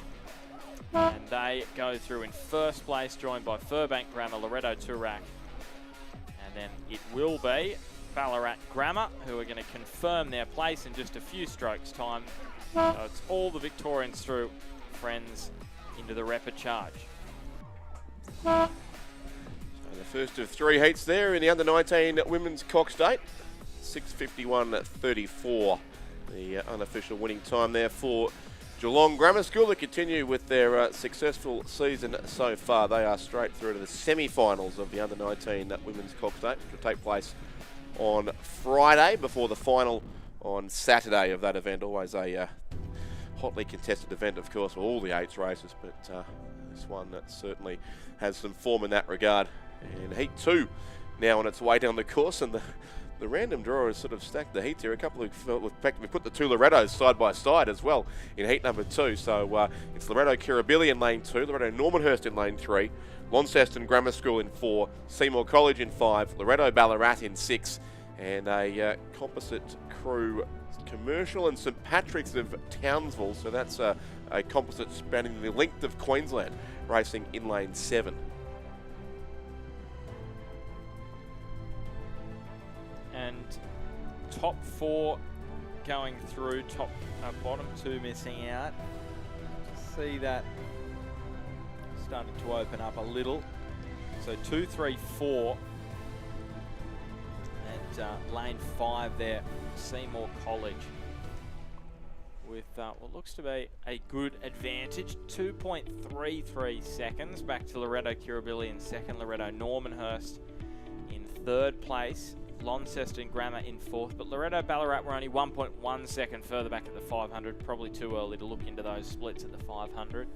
Yeah. Take them with a grain of salt. Probably more so you're looking at the 1K marks when it comes to these kind of big boats. No doubt about it. Seymour College have really skipped out to a strong lead here as they head up towards the halfway mark, and it's got to be close to a length still on that Loretto Kirribilli crew in lane 2, who are winning at this stage the battle of the Loretto schools down the inside lanes of the course. And as they are about to come through the 1,000 metre mark, we'll get a close look at the difference between them. But almost in lane order across the course, with the exception of that Seymour College combination, who's really skipped out to a very strong lead here, approaching the half distance mark now. Yeah, well, for those who want a perfect split across the course, a little bit frustrating, isn't it? Seymour College ruined the pattern here. Frustrating everyone, but I assume the Seymour College crew and their supporters watching. 3:20.22 Seymour College. Loretto Kirribilli second, Loretto Normanhurst third, Launceston Grammar fourth. So no changes. The only change is there's an increase in that advantage between Launceston Grammar and Loretto Ballarat. So what do they got here? Third 500, Loretto Ballarat in lane 6. They are they making a move here? Are they pulling back ground? They are certainly pulling back ground here. So here we go. Here we go. It's about to get very, very tasty here in the last 750 metres, Rich. Look at them. They are flying up on that far side of the course. And despite saying before the Ballarat schools don't get too much experience in 8s, this crew from Loretto Ballarat has had. They actually are the Victorian champions in this event, the under-19 8, which they took out at the Gambie Lakes a few weeks ago, and they combined their rather successful Division 1 and Division 2 Cox 4s and rode them as an 8 and won the under-19 8 there, so I wouldn't certainly count them off in the closing strokes. I reckon they may have just now got their boat ahead of Launceston Grammar School alongside them. Loretto Normanhurst and Loretto Kirribilli still sit third and second respectively, but the race lead certainly with Seymour College here, the crew of Annie McNally Adelaide Salu, Imogen Johnson, Olivia Piasnello, Sasha Humble, Lucy Pocock, Kira Fogarty, Ava Charlesworth, and Ella Edwardson, coached by Joe Franku. And getting closer between the Lorettos too. Loretto Kirribilli, Eva Eels, Amelia Charleston, Grace Woodward, Chloe Alsop, Sarah Holt, Melly Fallon, Georgia Moran, Elizabeth Roberts, Lulu Warren, and Gareth Deacon. And for Loretto Normanhurst, Poppy Russell, Sabine Walton, Juliet Mason, Sophia Terry, Annabelle Roach, Matilda Cronin, Stella Moore, Penny Rose Collins, and Indy Wilton, coached by Hannah Cowell, Aidan Smith, and Kate Crampton. So Launceston Grammar behind by 0.35, but it's a margin which is going the other way, you sense, based on, well, hang on a second. There certainly has been a response from Launceston Grammar. So I thought just from that third 500, it looked as though Loretto Ballarat were going to row through Launceston Grammar, and the locals were going to be struggling to get themselves into this top 4. But there's been a response, and this is going to go all the way down to the line, you sense. So Seymour College, they don't have to worry about it at all. You would think Loretto Kirribilli and Loretto Normanhurst won't get dragged into it. But Loretto Ballarat and Launceston Grammar, at the moment, those two right on the edge. The hot seats, you'd call them here. Can Launceston Grammar pull back on the advantage that Loretto Ballarat has just been able to accumulate? Look at them coming here. The rating has lifted from Launceston Grammar. There is a sizable lift here from the Tasmanians as they come down to the line. So Seymour College, you can see them well clear. So too Loretto Kirribilli there in lane 2, Loretto Normanhurst in lane 3. So those two boats are safe at the moment. And now it's all going to come down to this duel between Launceston Grammar and Loretto Ballarat. There's about 50 metres to travel. Seymour College, they cross in first. And you can see Launceston Grammar just falling back a little bit. The Victorians are going to claim that 4th spot. Loretto Normanhurst in second. Loretto Kirribilli in third. Loretto Ballarat in 4th. Launceston Grammar miss out by around 2 seconds in 5th place. So they're going through to the repechage, and they'll be joined there by the commercial St Patrick's College Townsville opposite. How about that? All the Lorettos are going through there in 2nd, 3rd and 4th behind Seymour College. So Loretto Normanhurst 2nd, Loretto Kirribilli 3rd, and Loretto Ballarat in 4th position.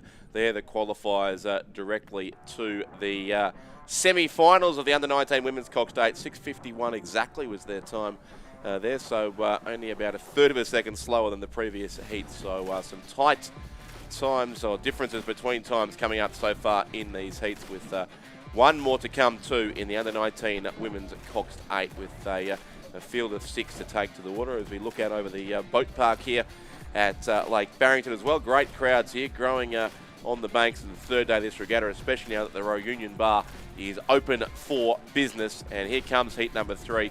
The Farn School from Tasmania in lane 2, University of Queensland in lane 3, Loretto Toorak in lane 4, Scotch Adelaide lane 5, the Wilderness School in 6, and Queenwood in lane 7. That Loretto Toorak crew, the Division 1 crew raced back in heat 1, so this would be a Division 2 crew, I suspect, from Loretto Toorak, or potentially even a younger crew. Now, as we see, we've got 3 heats coming up after that, and then we are going to be having a break for about 40 minutes, and then we are into the semis of the Under-17 women's, men's singles to round out the day. Yeah, about a 45-minute gap between those next few heats to come, and then the semi-finals of the singles, due to the fact that those athletes all raced early this morning in their quarterfinals, so they'll be given a full amount of rest through to 4 p.m. So there'll be a probably about 35 minutes or so between the conclusion of the last of the heats and the running of our semi-finals. And confirmation too that this Year 10 crew from, or this crew from Loretto Toorak is what they know as the Baby 8, so a Year 10 combination here, rowing for Loretto Toorak, who've already got their Division 1 crew through to the semis of the Under-19 Women's Cox State, and a chance to try and qualify 2 crews here, but they sit 5th at this stage, back there with Farn out of the qualifying spots for now. But it's the Queenwood School who lead on lane number 7. Second was the Wilderness School, alongside them lane 6. and the University of Queensland in 1, and Scotch College Adelaide in lane number 5. So plenty happening there on the far side of the course. Those boats to the left of screen, lanes 7, 6 and 5, all sitting in qualifying spots. Then the blue boat of Loretto, we can just see a little bit off the pace of our lead few crews. Then University of Queensland lane 3, and the Farn School from Hobart in lane number 2. Again, great to see the increased Tasmanian entries, especially in the school events and also in the interstate events at this regatta. So we're on board the drone. We are flying right through the middle here of Lake Barrington. If you're not in Tasmania, just encourages you to come and visit at some point, because it is an absolute spectacular part of the world. And I tell you, when you're driving around, it's just like a postcard everywhere you look. It's just absolutely magic part of the world. Yeah, so it is. Yeah, that's why the Tasmanian government, through Events Tasmania, is a great supporter of this event, and we do encourage you to download the Discover Tasmania app right now to find the best places to eat, drink, stay and explore, with real-time maps, tips and local must-sees, including the racing here in the third heat of the Under-19 Women's Coxed 8, where Queenwood just look to be extending their lead here on the pristine waters of Lake Barrington. It is Queenwood by about a length from the Wilderness School beside them. The Queenwood crew is Lucinda Doku, Isabella Kennedy, Natasha Hughes, Grace Bennett, Zara Taylor, Madeline Walk, Gemma McLaren, Eve Thompson and Melody Yin, coached by Kieran Glynn and Ella Davidson. And for the Wilderness School from Adelaide, Jessica Felstead, Ella Smart, Emily Powers, Isabel Jackson, Millie Entwistle, Alexandra Sandell, Gia Rinaldi, Imogen Hawker, Chloe Trim, coached by Nikki Plakinski and Katrina Werry, 2 former residents of Ballarat, now coaching over in Adelaide. And their crew is well placed here with only a couple of 100 metres to go. Still there in third would be the University of Queensland.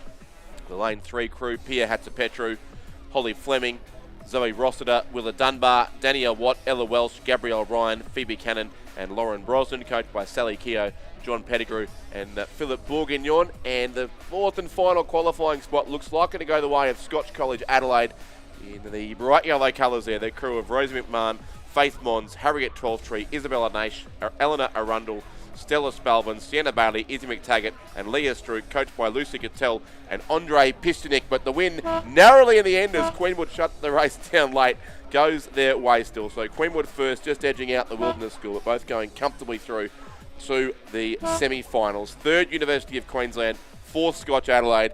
Fifth is that Year 10 crew from Loretto Toorak. And sixth place, I think we'd call that an orange-coloured boat, possibly, on lane number 2 for the Farn School.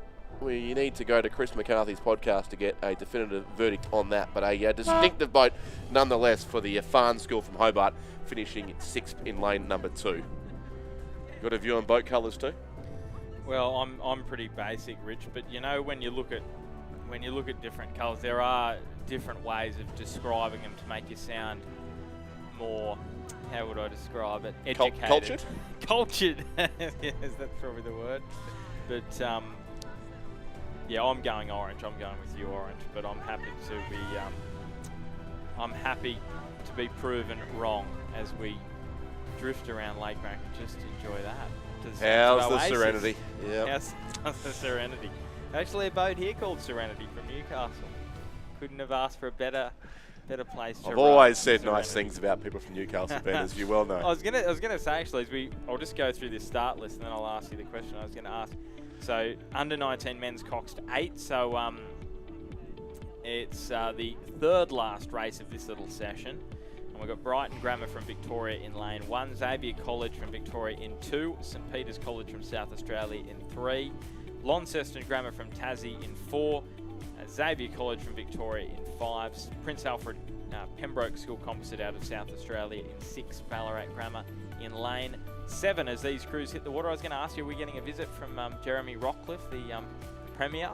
Well, I'm not sure if the Premier's coming, but the Sports Minister was here on Monday, who has a history in rowing as well. He was here for the official opening of the regatta, had an ergo contest with Georgie Rowe, actually, of the Australian team, and it's it's fair to say that it was Georgia Rowe first, the Ergo second, and the Sports Minister third. But if you can find the footage from that, I suspect it's doing the rounds on social media. It was quite the event. And that'll be on the Rowing Australia Instagram, TikTok, Facebook. All of the above. Yep. The media team are hard at work just next to us in the Davies Bay Lodge, bringing up plenty of content from this regatta. Oh, I know you're big on TikTok, Richard, so you're all over it. Before we get too deep into that, and we're seeing the Xavier College here. Yeah, Xavier College, lane 5, so they had about a 3-second gap back to Prince Alfred Pembroke School in lane 6, but you can see the crew over on the far side, Brighton Grammar. They were in 4th at the 500. I am almost certain that they're a little further up the course than that now, maybe just in 4th. They were 0.3 behind Launceston Grammar, who are in lane 4. Remembering that in this event, it is top 4 through to the semi-final, so there's going to be some crews that miss out. There's going to be 3 that miss out from this race. Yeah. So you don't want to be in those bottom 3, and that's where Brighton Grammar will be pretty happy that they've opened up a bit of a gap back to St Peter's College in lane 3, Xavier College in lane 2, and Ballarat Grammar over in lane 7. They're in the elimination zone at the moment. They want to get themselves out of that, and they've got just over 1,000 metres to pull themselves back into the semi-final. Yeah, there are in fact 2 crews from Xavier College in this 8, but their Division 1 crew clearly is the one in that dark, I think we can call it safely a dark black boat, who leads the race well. The Xavier College crew in lane 5, and second at this point is Prince Alfred and the Pembroke School, so an all South Australian composite crew. Then Launceston Grammar and Brighton Grammar. I too thought Brighton may have been higher up the top 4, but that's they're in a pretty tight battle certainly with Launceston Grammar School. So Xavier College from Melbourne was second in the APS Head of the River Regatta on Saturday at the Gambia Lakes, beaten by a very good Scotch college crew that we'll see coming down the next heat. And Brighton Grammar School, who were the defending champions, finished 4th on the day. So those relative positions look about right on the most recent form of these 2 crews. But the race leads certainly with Xavier lane 5, Bill Reynolds, Will Burley, Anthony Costa, Lincoln Vuna, Henry Somerville, James Glass, Anders Spralia, Luke Punt and Lucas Murphy, coached by Sean Lake. And then that South Australian composite crew on lane 6 from both Prince Alfred College and the Pembroke School. 2 rowers from Pembroke, in fact, should be in the 3 and 4 seats. Tom O'Mahony and Alex Lee. The rest of the crew from Prince Alfred College, Oliver Smith, Charlie Fremantle, Max Garnett, Angus Williams, Angus Fremantle, Nick Christensen and Alex Hamoud. So they are our top 2. And here now comes Brighton Grammar School with those white bucket hats, who I think have just got their boat ahead of Launceston Grammar. Both look likely to qualify here, and in fact the timing system may prove me incorrect there. No, it will be, Launceston Grammar just maybe there at the 3/4 way mark. Hamish Cooming, Henry Gregg, Monty Brown, Felix Glynn, Eden Myber, Archie Burke, Bailey Stewart, George Beecham, Jamari Lockhart, coached by James Cooming and Laurie Malcolm. And the Brighton Grammar School crew is Hamish Lawson, Tom Lowe, Freddie Inglis, Ed Urquhart, Lockie Corso, Ralph Fincher, Will Flanagan, Isaiah Harper and Hugo Claret. They are coached by Joshua Bortolucci, and it looks like they will be our 4 qualifying crews here.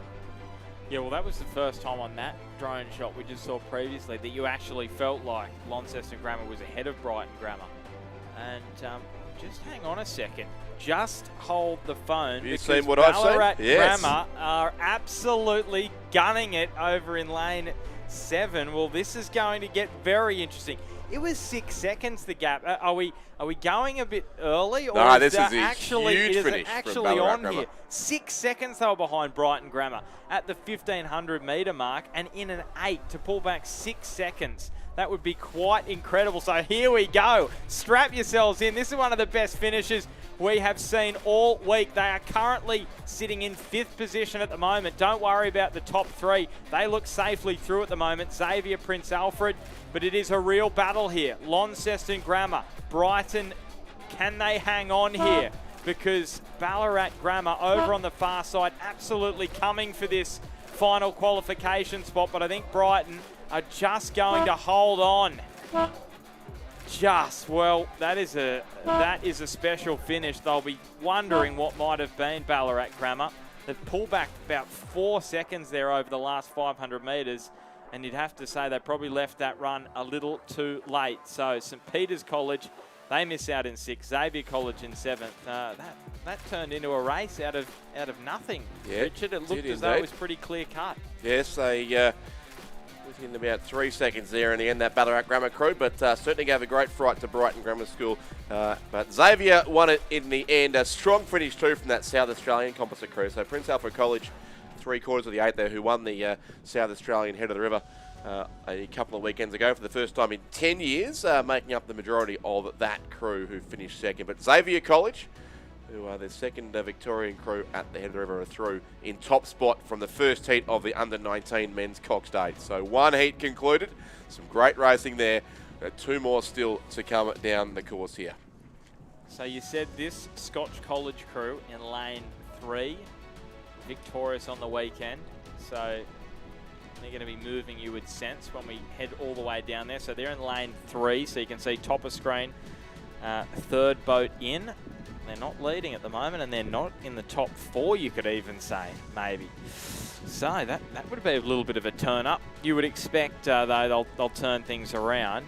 Top 4 going through, so it's not really a massive issue if they don't win this particular race. But you can see there are 6 boats there, and there's only going to be 4 of those which are going straight through to the semi-final. And it's Newington from Brighton Grammar, St Joseph Sydney Uni, Scots, Hutchins. Now, that's the Newington crew in lane 2. Brighton Grammar over in lane 5. I've had to check the names here, Ben, just to be sure. This is the Scotch College Division 2-8 race in this event, which explains why they are where they are on the course here. So the Division 1-8 is keeping their powder dry for the schoolboys 8 to come. So we can sit down a little Exactly. So, yeah, we're not going to see the upset for the ages here. But that race between St Ignatius, Riverview, Scotch College, and potentially also the Southport School, who were so close to victory last year and won the Queensland Head of the River again. The delayed GPS head up in at Lake Wyaralong last weekend. That'll all meet in the schoolboys 8 races, but this is a tight race regardless here. There's a length, I reckon, basically from 1st to 6th here, so ever so narrowly it looks like there's one crew in the middle lane which has dropped back. That's the Hutchins School from Hobart, but beside them Brighton Grammar School are there, along with the Newington 8 from Sydney in lane 2, who are probably showing out narrowly in front either side of St Peter's Adelaide, and Scotch College second 8 there from Melbourne. But with 500 to go, there's nothing between our top 3 or 4, in fact, as they go through. Just over a second it is from 1st to 4th. So Newington, Brighton Grammar, St Joseph Sydney Uni composite crew, and also Scots, another of the Sydney schools, are our top 4. St Peter's Adelaide is 5th, Scotch College Melbourne in 6th place, and the Hutchins School from Hobart currently sit 7th. But there is a clear top 4, but they've only got to be under a length back then to St Peter's College and Scotch College, who try, Ben, and break their way through into this top 4. Yeah, so St Peter's College there in lane number 1. They were the crew outside the top 4 in the elimination spots, and it was 2.3 seconds to Scots, who are in lane 6. So they're going to look and crane their necks all the way to the other side of the course, the Cox, to just see where they are placed at the moment. So Newington, who are in lane 2, closer to the near side of the course as the crews ramp up here. And you can see the far side, they are really going through the gears as they look to confirm their spot in the semi-finals. Brighton Grammar, St Joseph, Sydney Uni, Scots all over there. They look to be fairly settled, that top 4. It just depends whether there is any kind of lift that comes here from St Peter's College in lane 1. But the top 4, with about 50 metres to travel, they look as though they are signed and sealed. They're about to be delivered here into the semi-final. Very tight between the top 4, so they all go through.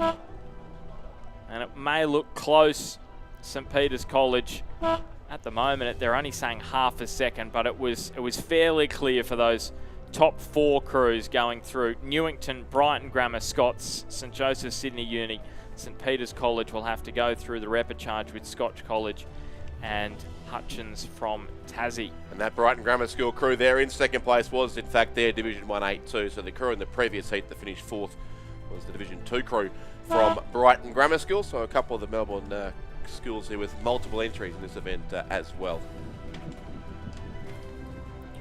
So 5:58.16, the unofficial winning time there for the crew from Newington, which was narrowly quicker than the previous heat number 1. In fact, about 6 seconds quicker than heat number 1, no doubt because of the compressed nature of the finish there between our top 4 crews.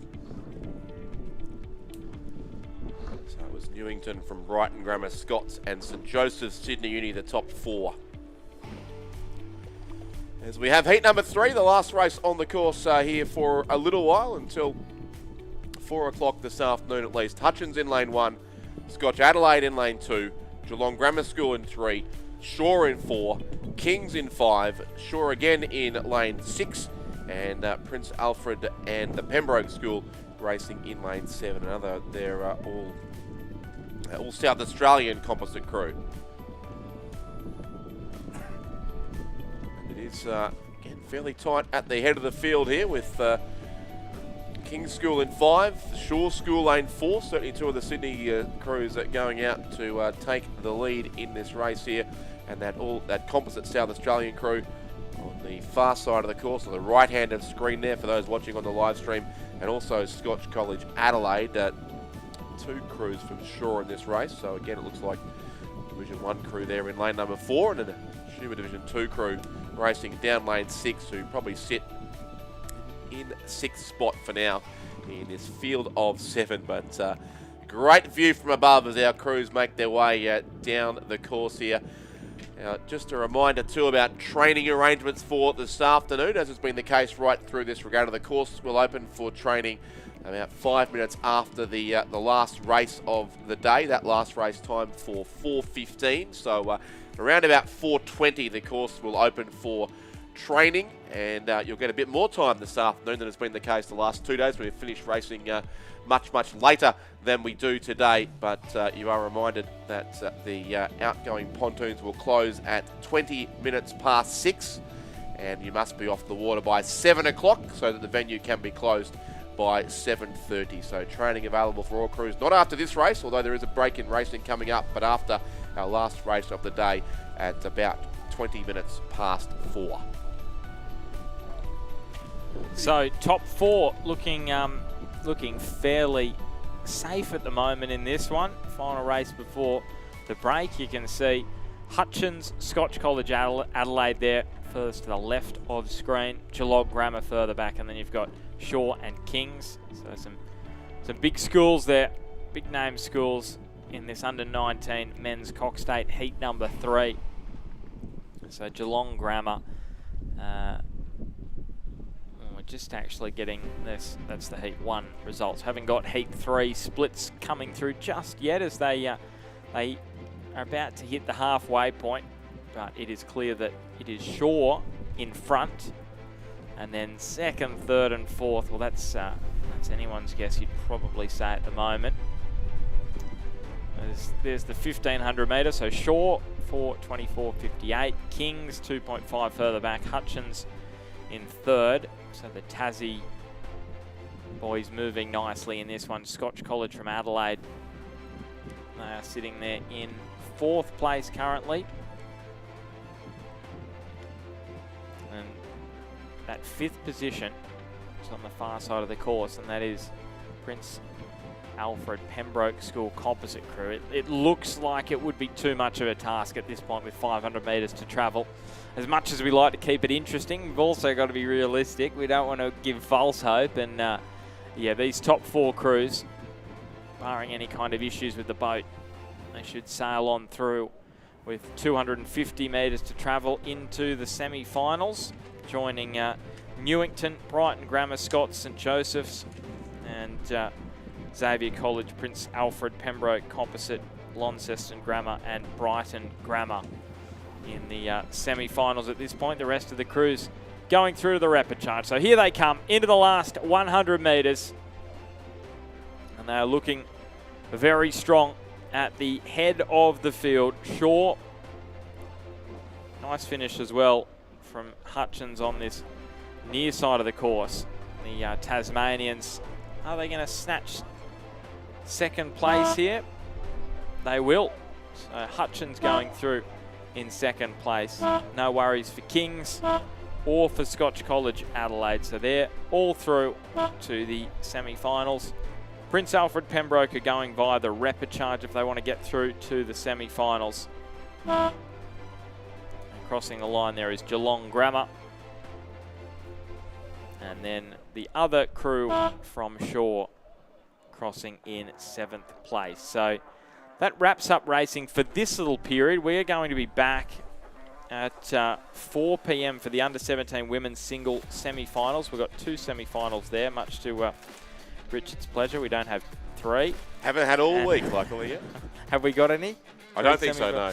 No, we're using the 8-lane course here, so it's a far more standard progression system. You'll be very, very happy about that. And then under-17 men's single, a couple of semi-finals, and then all done and dusted for day 4. So unless you've got anything further to say, Rich, thanks for the little session there. Indeed, it's been great fun. Just to confirm the time there, 5:55.33, the quickest of those 3 heats. So sure, pretty well placed there in race 2. But Ben, great to have you with us. And racing it back on the course in just over half an hour's time. The under-17 women's singles scull semi-finals coming up.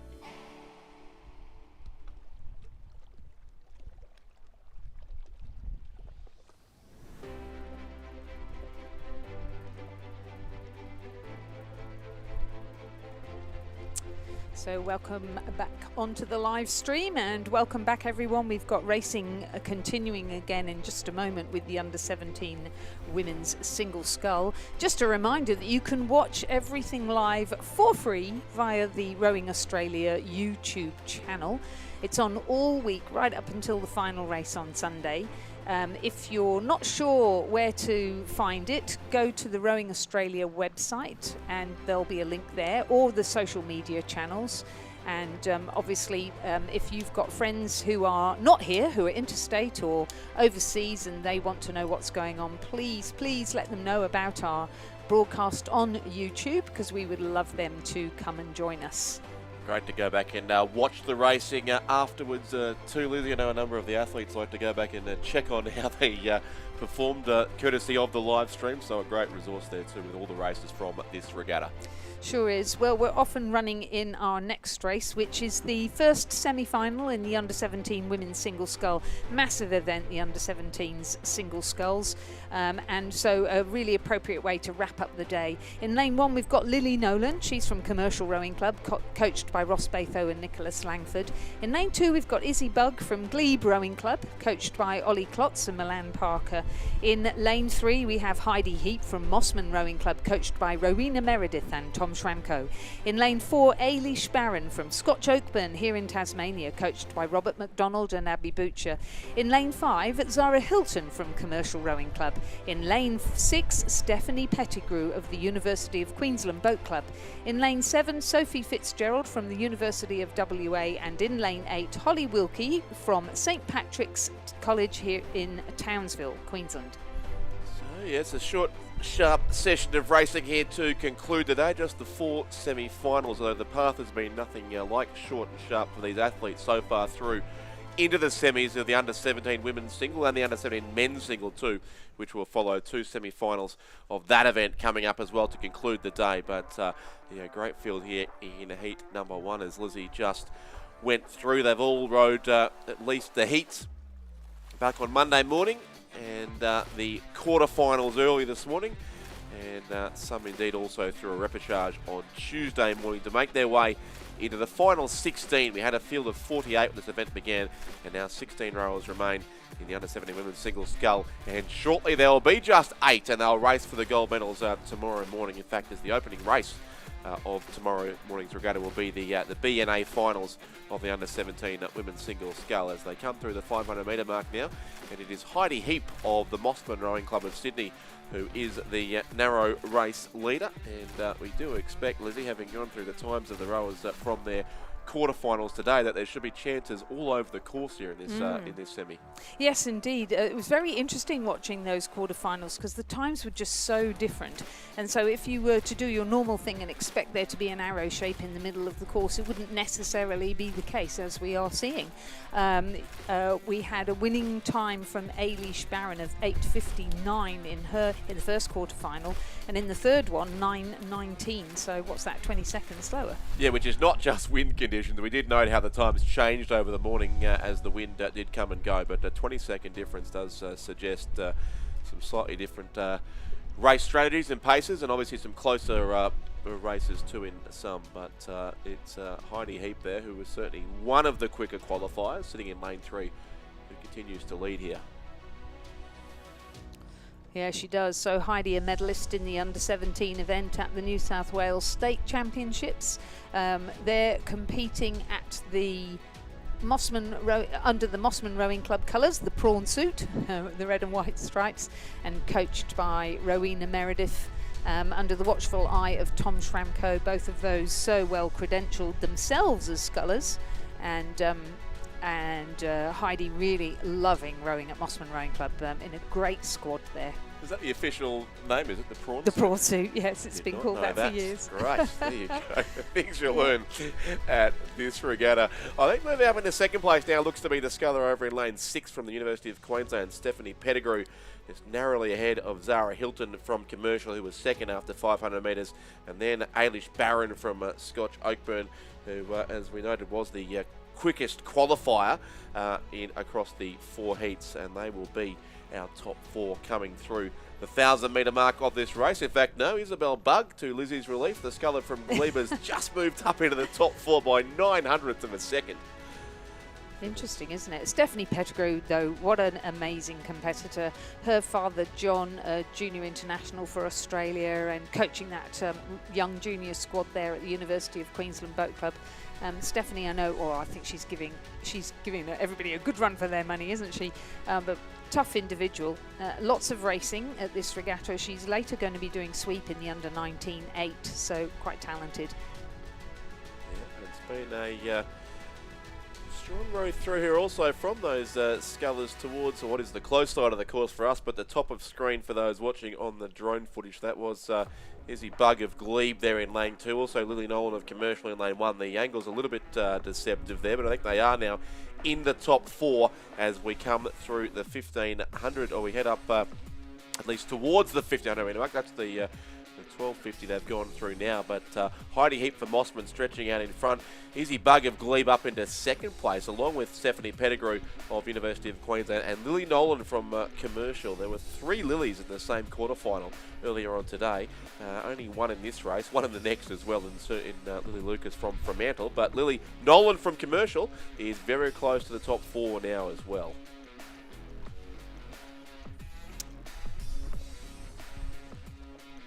You note too that there are 16 semi-finalists here, obviously, and 8 of them are from Queensland, who do have a very strong record in this event over the years, the various Queensland clubs. So 4 Queenslanders in each of the semi-finals, and a couple looking well placed here to go through as well. Yep, so although the water looks a little bit lumpy, it's a tailwind again, like it was for them yesterday afternoon, having started the day in a roaring headwind. So you really do have to come to a lake setting ready for anything, don't you? Yes, we've had no wind at times, we've had headwinds, we've had tailwinds. The one good thing here at Lake Barrington is the crosswind is fairly unusual, especially due to the mountains surrounding us or particularly on the side away from the spectator banks, but still very fair conditions for racing and quite quick here, which I think these girls will appreciate, given it's at least their 2nd race for the day, but many of these scullers have been out in doubles and quads and other things today as well. Exactly. So we're seeing a little bit of a change now that we're in the championship quarter. Going through the 3rd 500, we've seen Stephanie Pettigrew press up a little bit closer to our early leader, Heidi Heap of Mossman Rowing Club. We've seen, who is that? Lily, is it Zara Hilton, I think, starting to come back against Ailish Barron? Yes, and I think still to those scullers on the spectator side there, Isabel Bugg and Lily Nolan are certainly in with a chance here as well. So Heidi Heap from Stephanie Pettigrew it was, yes, at the 1,500, but now they've only got about 250 metres to go. And really, probably but for the 2 scullers on the far side, you'd think there's still 6 chances here for the qualifying spots, but it is certainly Heidi Heap of Mossman Rowing Club who continues to lead the field here in the University of Queensland sculler, Stephanie Pettigrew, a few lanes across from her in lane 6.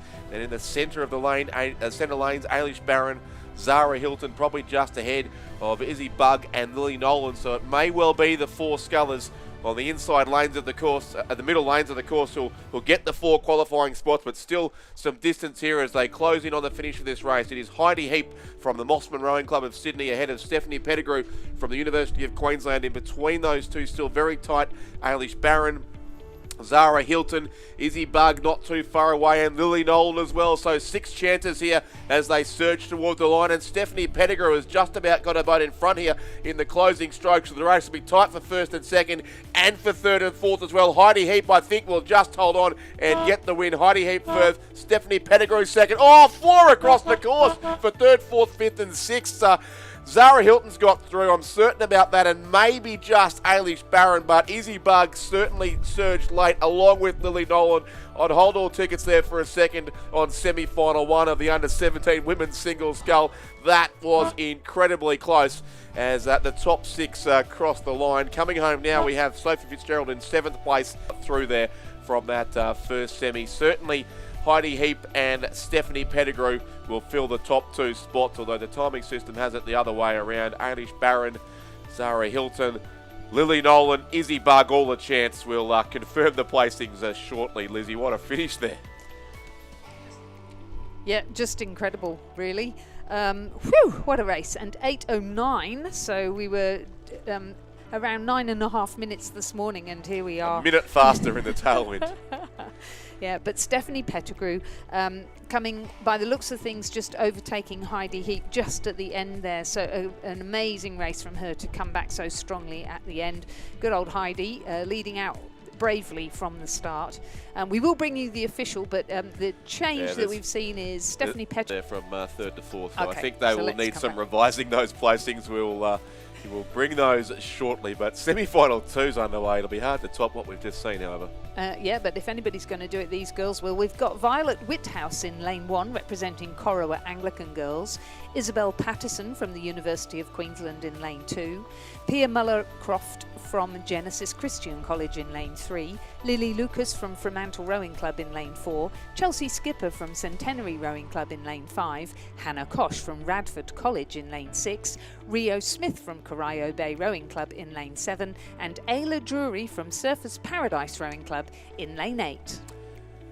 And it's Rio Smith from Corio Bay, our race leader at the halfway mark, out there in lane. In fact, I'm not totally convinced that's correct. Looking at the pictures we have there, that yellow boat there on lane 5, I suspect that's Chelsea Skipper of Centenary. So Indeed, yes, and we'll she's stick with what we can actually see. Bit of a class act there, having taken out gold in this event at both Queensland and the New South Wales State Championships. So I would say that that's highly likely to be her. And then you could throw a pashmina over the 3 crews. Bonus points, Lizzie Chapman. Well done. Hello, Ray Abbott. We have got, by the looks of things, lane 8, Ayla Drury. I think that is Rio Whithouse. Smith there in the bottom of the screen, in lane 7. Oh, Rio, sorry. Yes, sorry. Yep.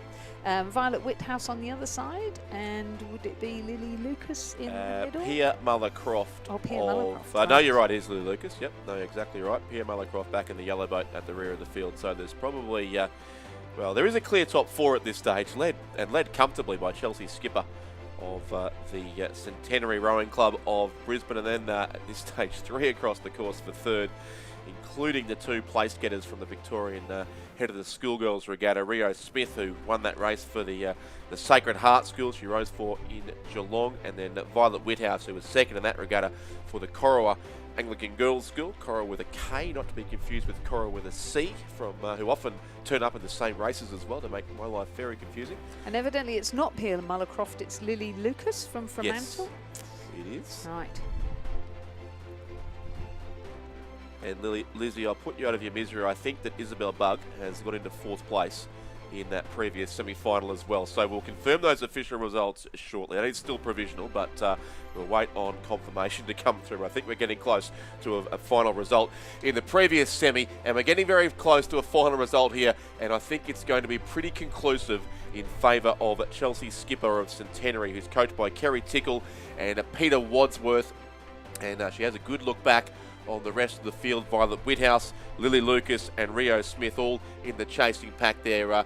It's still very tight for 2nd, 3rd and 4th, but they're all likely to go through. Isabel Patterson is next for the University of Queensland. Pia Muller-Croft of the Genesis Christian College, also Hannah Kosh of Radford College, and Ayla Drury from Surfers Paradise on the far side of the course. But it continues to be Chelsea Skipper who leads here for Centenary in the yellow and red boat. It looked like from the pictures we had before it.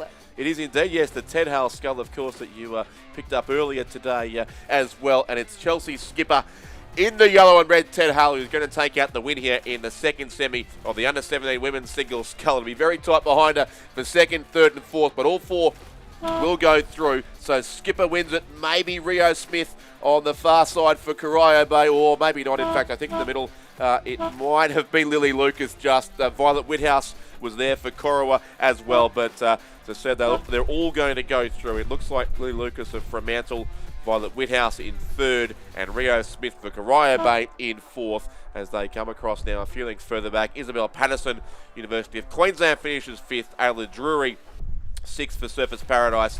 7th, Hannah Kosh of Radford College, and 8th will be Pia Muller-Croft of Genesis Christian College as well. And the provisional time for that race, 8 minutes 16.37 seconds. And provisionally, the margins 6.43 and 0.82, just to let you know how, by what a margin Chelsea Skipper won. What a great race. And a bit like Heidi Heap, very brave, going out bravely from the start. Yeah. Yeah, no, another good tight race there. Our last two races, I think, are both underway here at the moment as well, so plenty happening on the course before we get to the conclusion of today's racing. And the confirmation of, I think we've got some official results now. We'll come back to you with those in a second. So, in the under-17 men's single scull, the first semi-final has Charlie Knight of Radford College in lane 1. It has Lachlan Schofield of St Augustine's College in lane 2, Jasper Twitchett of North Esk Rowing Club in lane 3, and Callum Wigston of Tasmania University Boat Club in lane 4. Leighton Skoman of Mossman Rowing Club in lane 5, Ewan Humphreys of Mossman Rowing Club in lane 6. Beau Furlong of Tamar Rowing Club in lane 7 and Banjo Morris Luck of ANA Rowing Club in Western Australia in lane 8. The first 4 will progress through to the A final. The remaining 4 will progress through to the B final. And at the halfway mark, it was Callum Wigston from Tasmania University, always very strong in the first half of the race. He'd just got a slight lead over Beau Furlong, who I think is his doubles partner. Yes, it is. Had a slight lead over Beau Furlong at the halfway mark. And then it was back to Ewan Humphreys and Leighton Skoman of Mossman Rowing Club. Banjo Morris Luck currently sitting in 5th position, Charlie Knight currently in 6th, Jasper Twitchett in 7th and Lachlan Schofield in 8th. Yeah, results still not official, it looks like, in race 291, so we'll save that for the under-17 women's single until we're certain what the final positions will be, but we will bring you that result before the end of today's transmission. But heading into the final strokes now of this first semi in the under-17 men's single scull. A couple of Mossman scullers there, certainly quite well placed, with Beau Furlong there, but of the Tamar Rowing Club with the big white T on his back. Is well placed there out in lane number 7, the sculler from Tamar, coached by Andrew Hull.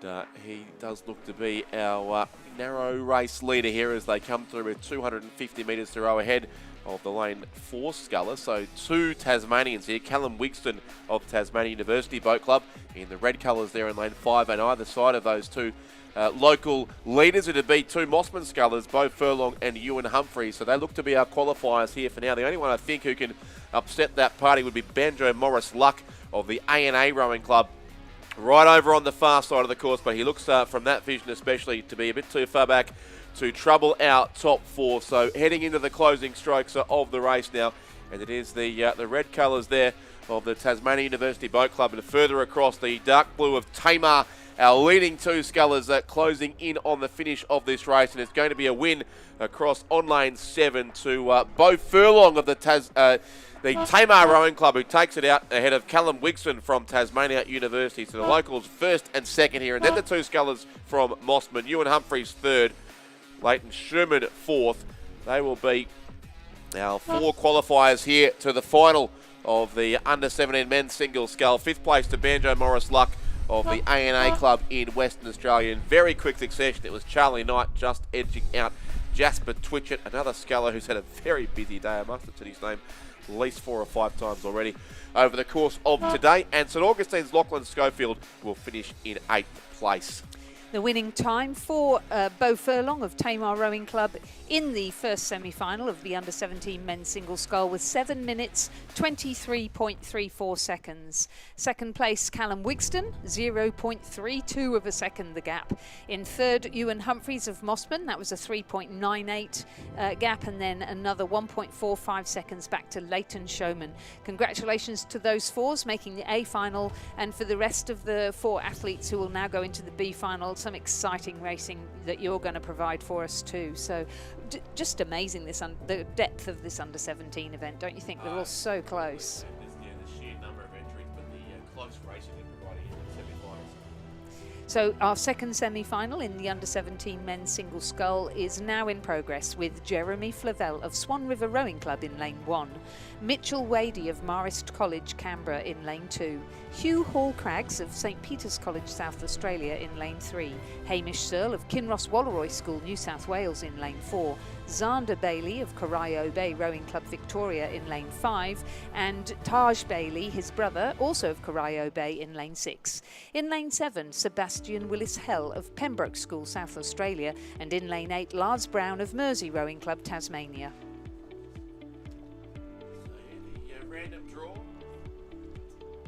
The draw for the semis here has put the Bailey brothers side by side, who rode together well too in a double scull. Earlier today, had a good win there, but it is Xander who's getting by far the better of that battle at this stage. But Xander Bailey in a tight battle with the blue boat there, which I assume therefore is a Kinross Walleroy sculler. Yes, indeed, it is Hamish Searle for Kinross in a tight battle for the lead. Yeah, indeed. Yep. Always strength in depth with those Kinross Walleroy scullers. And then on the other side of him, Hugh Hall Craggs. I know I've mentioned this before, but his father, a GB international rower, his mum, a fantastic Aussie coach. They've been in the UK for quite some time, and now they're back over here in Australia at St Peter's College. And Hugh Hall Craggs was just amazing in the quarterfinal. He had come through the repechage as well, so he's had a very full schedule, but he sprinted to the line and really an amazing finish. But he's looking quite fresh here, isn't he? Yes, there was really a photo finish required there, wasn't there, in his quarterfinal to work out the placing? But yeah. They may well be here for the top 3 as well. Looks like it. Looks like he's made his mind up, that's for sure. So it'd still be the blue boat just here of Kinross Walleroy. So Hamish Searle narrowly from Hugh Hall Craggs, Xander Bailey there of Corio Bay, but it's about 1.4 seconds first to third here. And then Mitchell Wadey in 4th place there in lane number 2, so second from the top of the screen with a narrow margin again over Sebastian Willis Hell, the South Australian sculler there from the Pembroke School in lane 7. He's at the bottom of the screen. And then Jeremy Flavelle of Swan River up in lane number 1. Back a bit further to Taj Bailey of Corio Bay. And although it's a tailwind, I think they're having to be quite careful with their technique. Still quite bumpy water, so just need to make sure that it's not 100% brawn, and then there's a bit of brain in there as well. Yeah, it's the thinking person's boat, the single scull for sure. You've got to do everything yourself. No coxswains or crew to help you on. There's a great shot too of the 2 Bailey twins from Corio Bay, but a fair gap between them there from our camera on the finish line. But Xander Bailey certainly looks set to progress here through to the final, just trailing it there from our race leader in the light blue of Kinross Walleroy. So Hamish Searle there, who's coached by Benjamin Watt, and Xander Bailey, who's coached by Jeff Watt. I don't believe those two are related, but you never know in the world of rowing. And then in third still Hugh Hall Craggs, coached by his mother Emma Hall Craggs, so they certainly are related. And they continue to be our top 3 here now with just over 100 metres to go. An interest here in this final qualifying spot. We do have still the sculler on this side of the course, lane 2, Mitchell Wadey of Marist College in the ACT, being challenged late by the Pembroke School there. Sebastian Willis Hell is going for a top 4 spot as well. So it's going to be the sculler from Kinross Walleroy here, Hamish Searle, who will get across and take the win. Second will be Hugh Hall Craggs just for St Peter's. Third, Xander Bailey for Corio Bay. And fourth, it will be on this side of the course, Mitchell Wadey of Marist College, Canberra, going through to the final of the under-17 men's single scull to be raced tomorrow morning. 5th place, just missing out despite a very strong finish there from the Pembroke School, is Mitchell Wadey. And then across the line in Sebastian Willis Hell, I should say, in 5th, just missing out. Taj Bailey will finish 6th for Corio Bay. Jeremy Flavelle in 7th place for Swan River, and 8th will be Lars Brown of the Mersey Rowing Club. But our top 4 fairly clear there in the second semi of the under-17 men's single scull.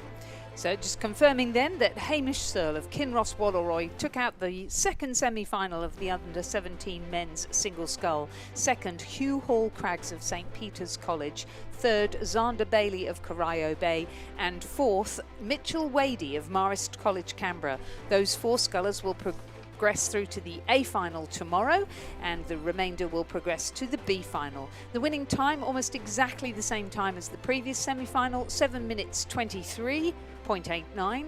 And again, a really tight margin between first and second in this race, 0.49, and then another couple of seconds back to each of those following positions. So we are set up for a very exciting A final in the under-17 women's and the under-17 men's single scull tomorrow. Do we yet? Can we confirm? Look, the results aren't official, but I'm going to read these out anyway because I believe they are, as it will finish up, the top 4 in the under-17 women's single scull. First place was Heidi Heap from Mossman. Second, Stephanie Pettigrew from the University of Queensland. Third, Zara Hilton from Commercial. And fourth, Isabel Bugg of Glebe, just edging out Lily Nolan of Commercial in 5th and Ailish Barron of Scotch Oakman in 6th place. So that appears to be the final placings, but they are not yet official. So please check the Regatta website or the Rowing Manager page for confirmed results at the end of today's racing. But whatever happens, there's going to be some broken hearts. Yes, indeed. And not much time to recover for all those athletes because there is a B final as well in that event. So they'll both race. They'll be our first 2 races tomorrow morning, Lizzie. And speaking of tomorrow, the biggest day of the regatta, 118 races in total. Wow. A 20-minute lunch break, if we're lucky. And I think the last race at 6:30 p.m. 6:30, and we start at 8. We start at 8. Okay, indeed. guys. So, folks, make sure you bring plenty of sunscreen, plenty of water, lots of changes of clothing because it's cold, hot, cold, warm, hot, and then back to cold again, and plenty of wind. Only Thursday. Tomorrow, we still have Friday, Saturday, Sunday after that. Yes, and it's still only Wednesday at the moment, racing. isn't it? Yeah. But yes, we are gradually the camera operators and of course BMA for bringing you fantastic coverage of day 3. We will take the early finish while we can because it'll be a huge day tomorrow. We are back on air at 7:45 a.m. and on for what seems like an eternity afterwards. So don't forget to join us either on the live stream or here at Lake Barrington tomorrow. But for now, it's goodbye from day 3 of the 2025 Australian Rowing Championships.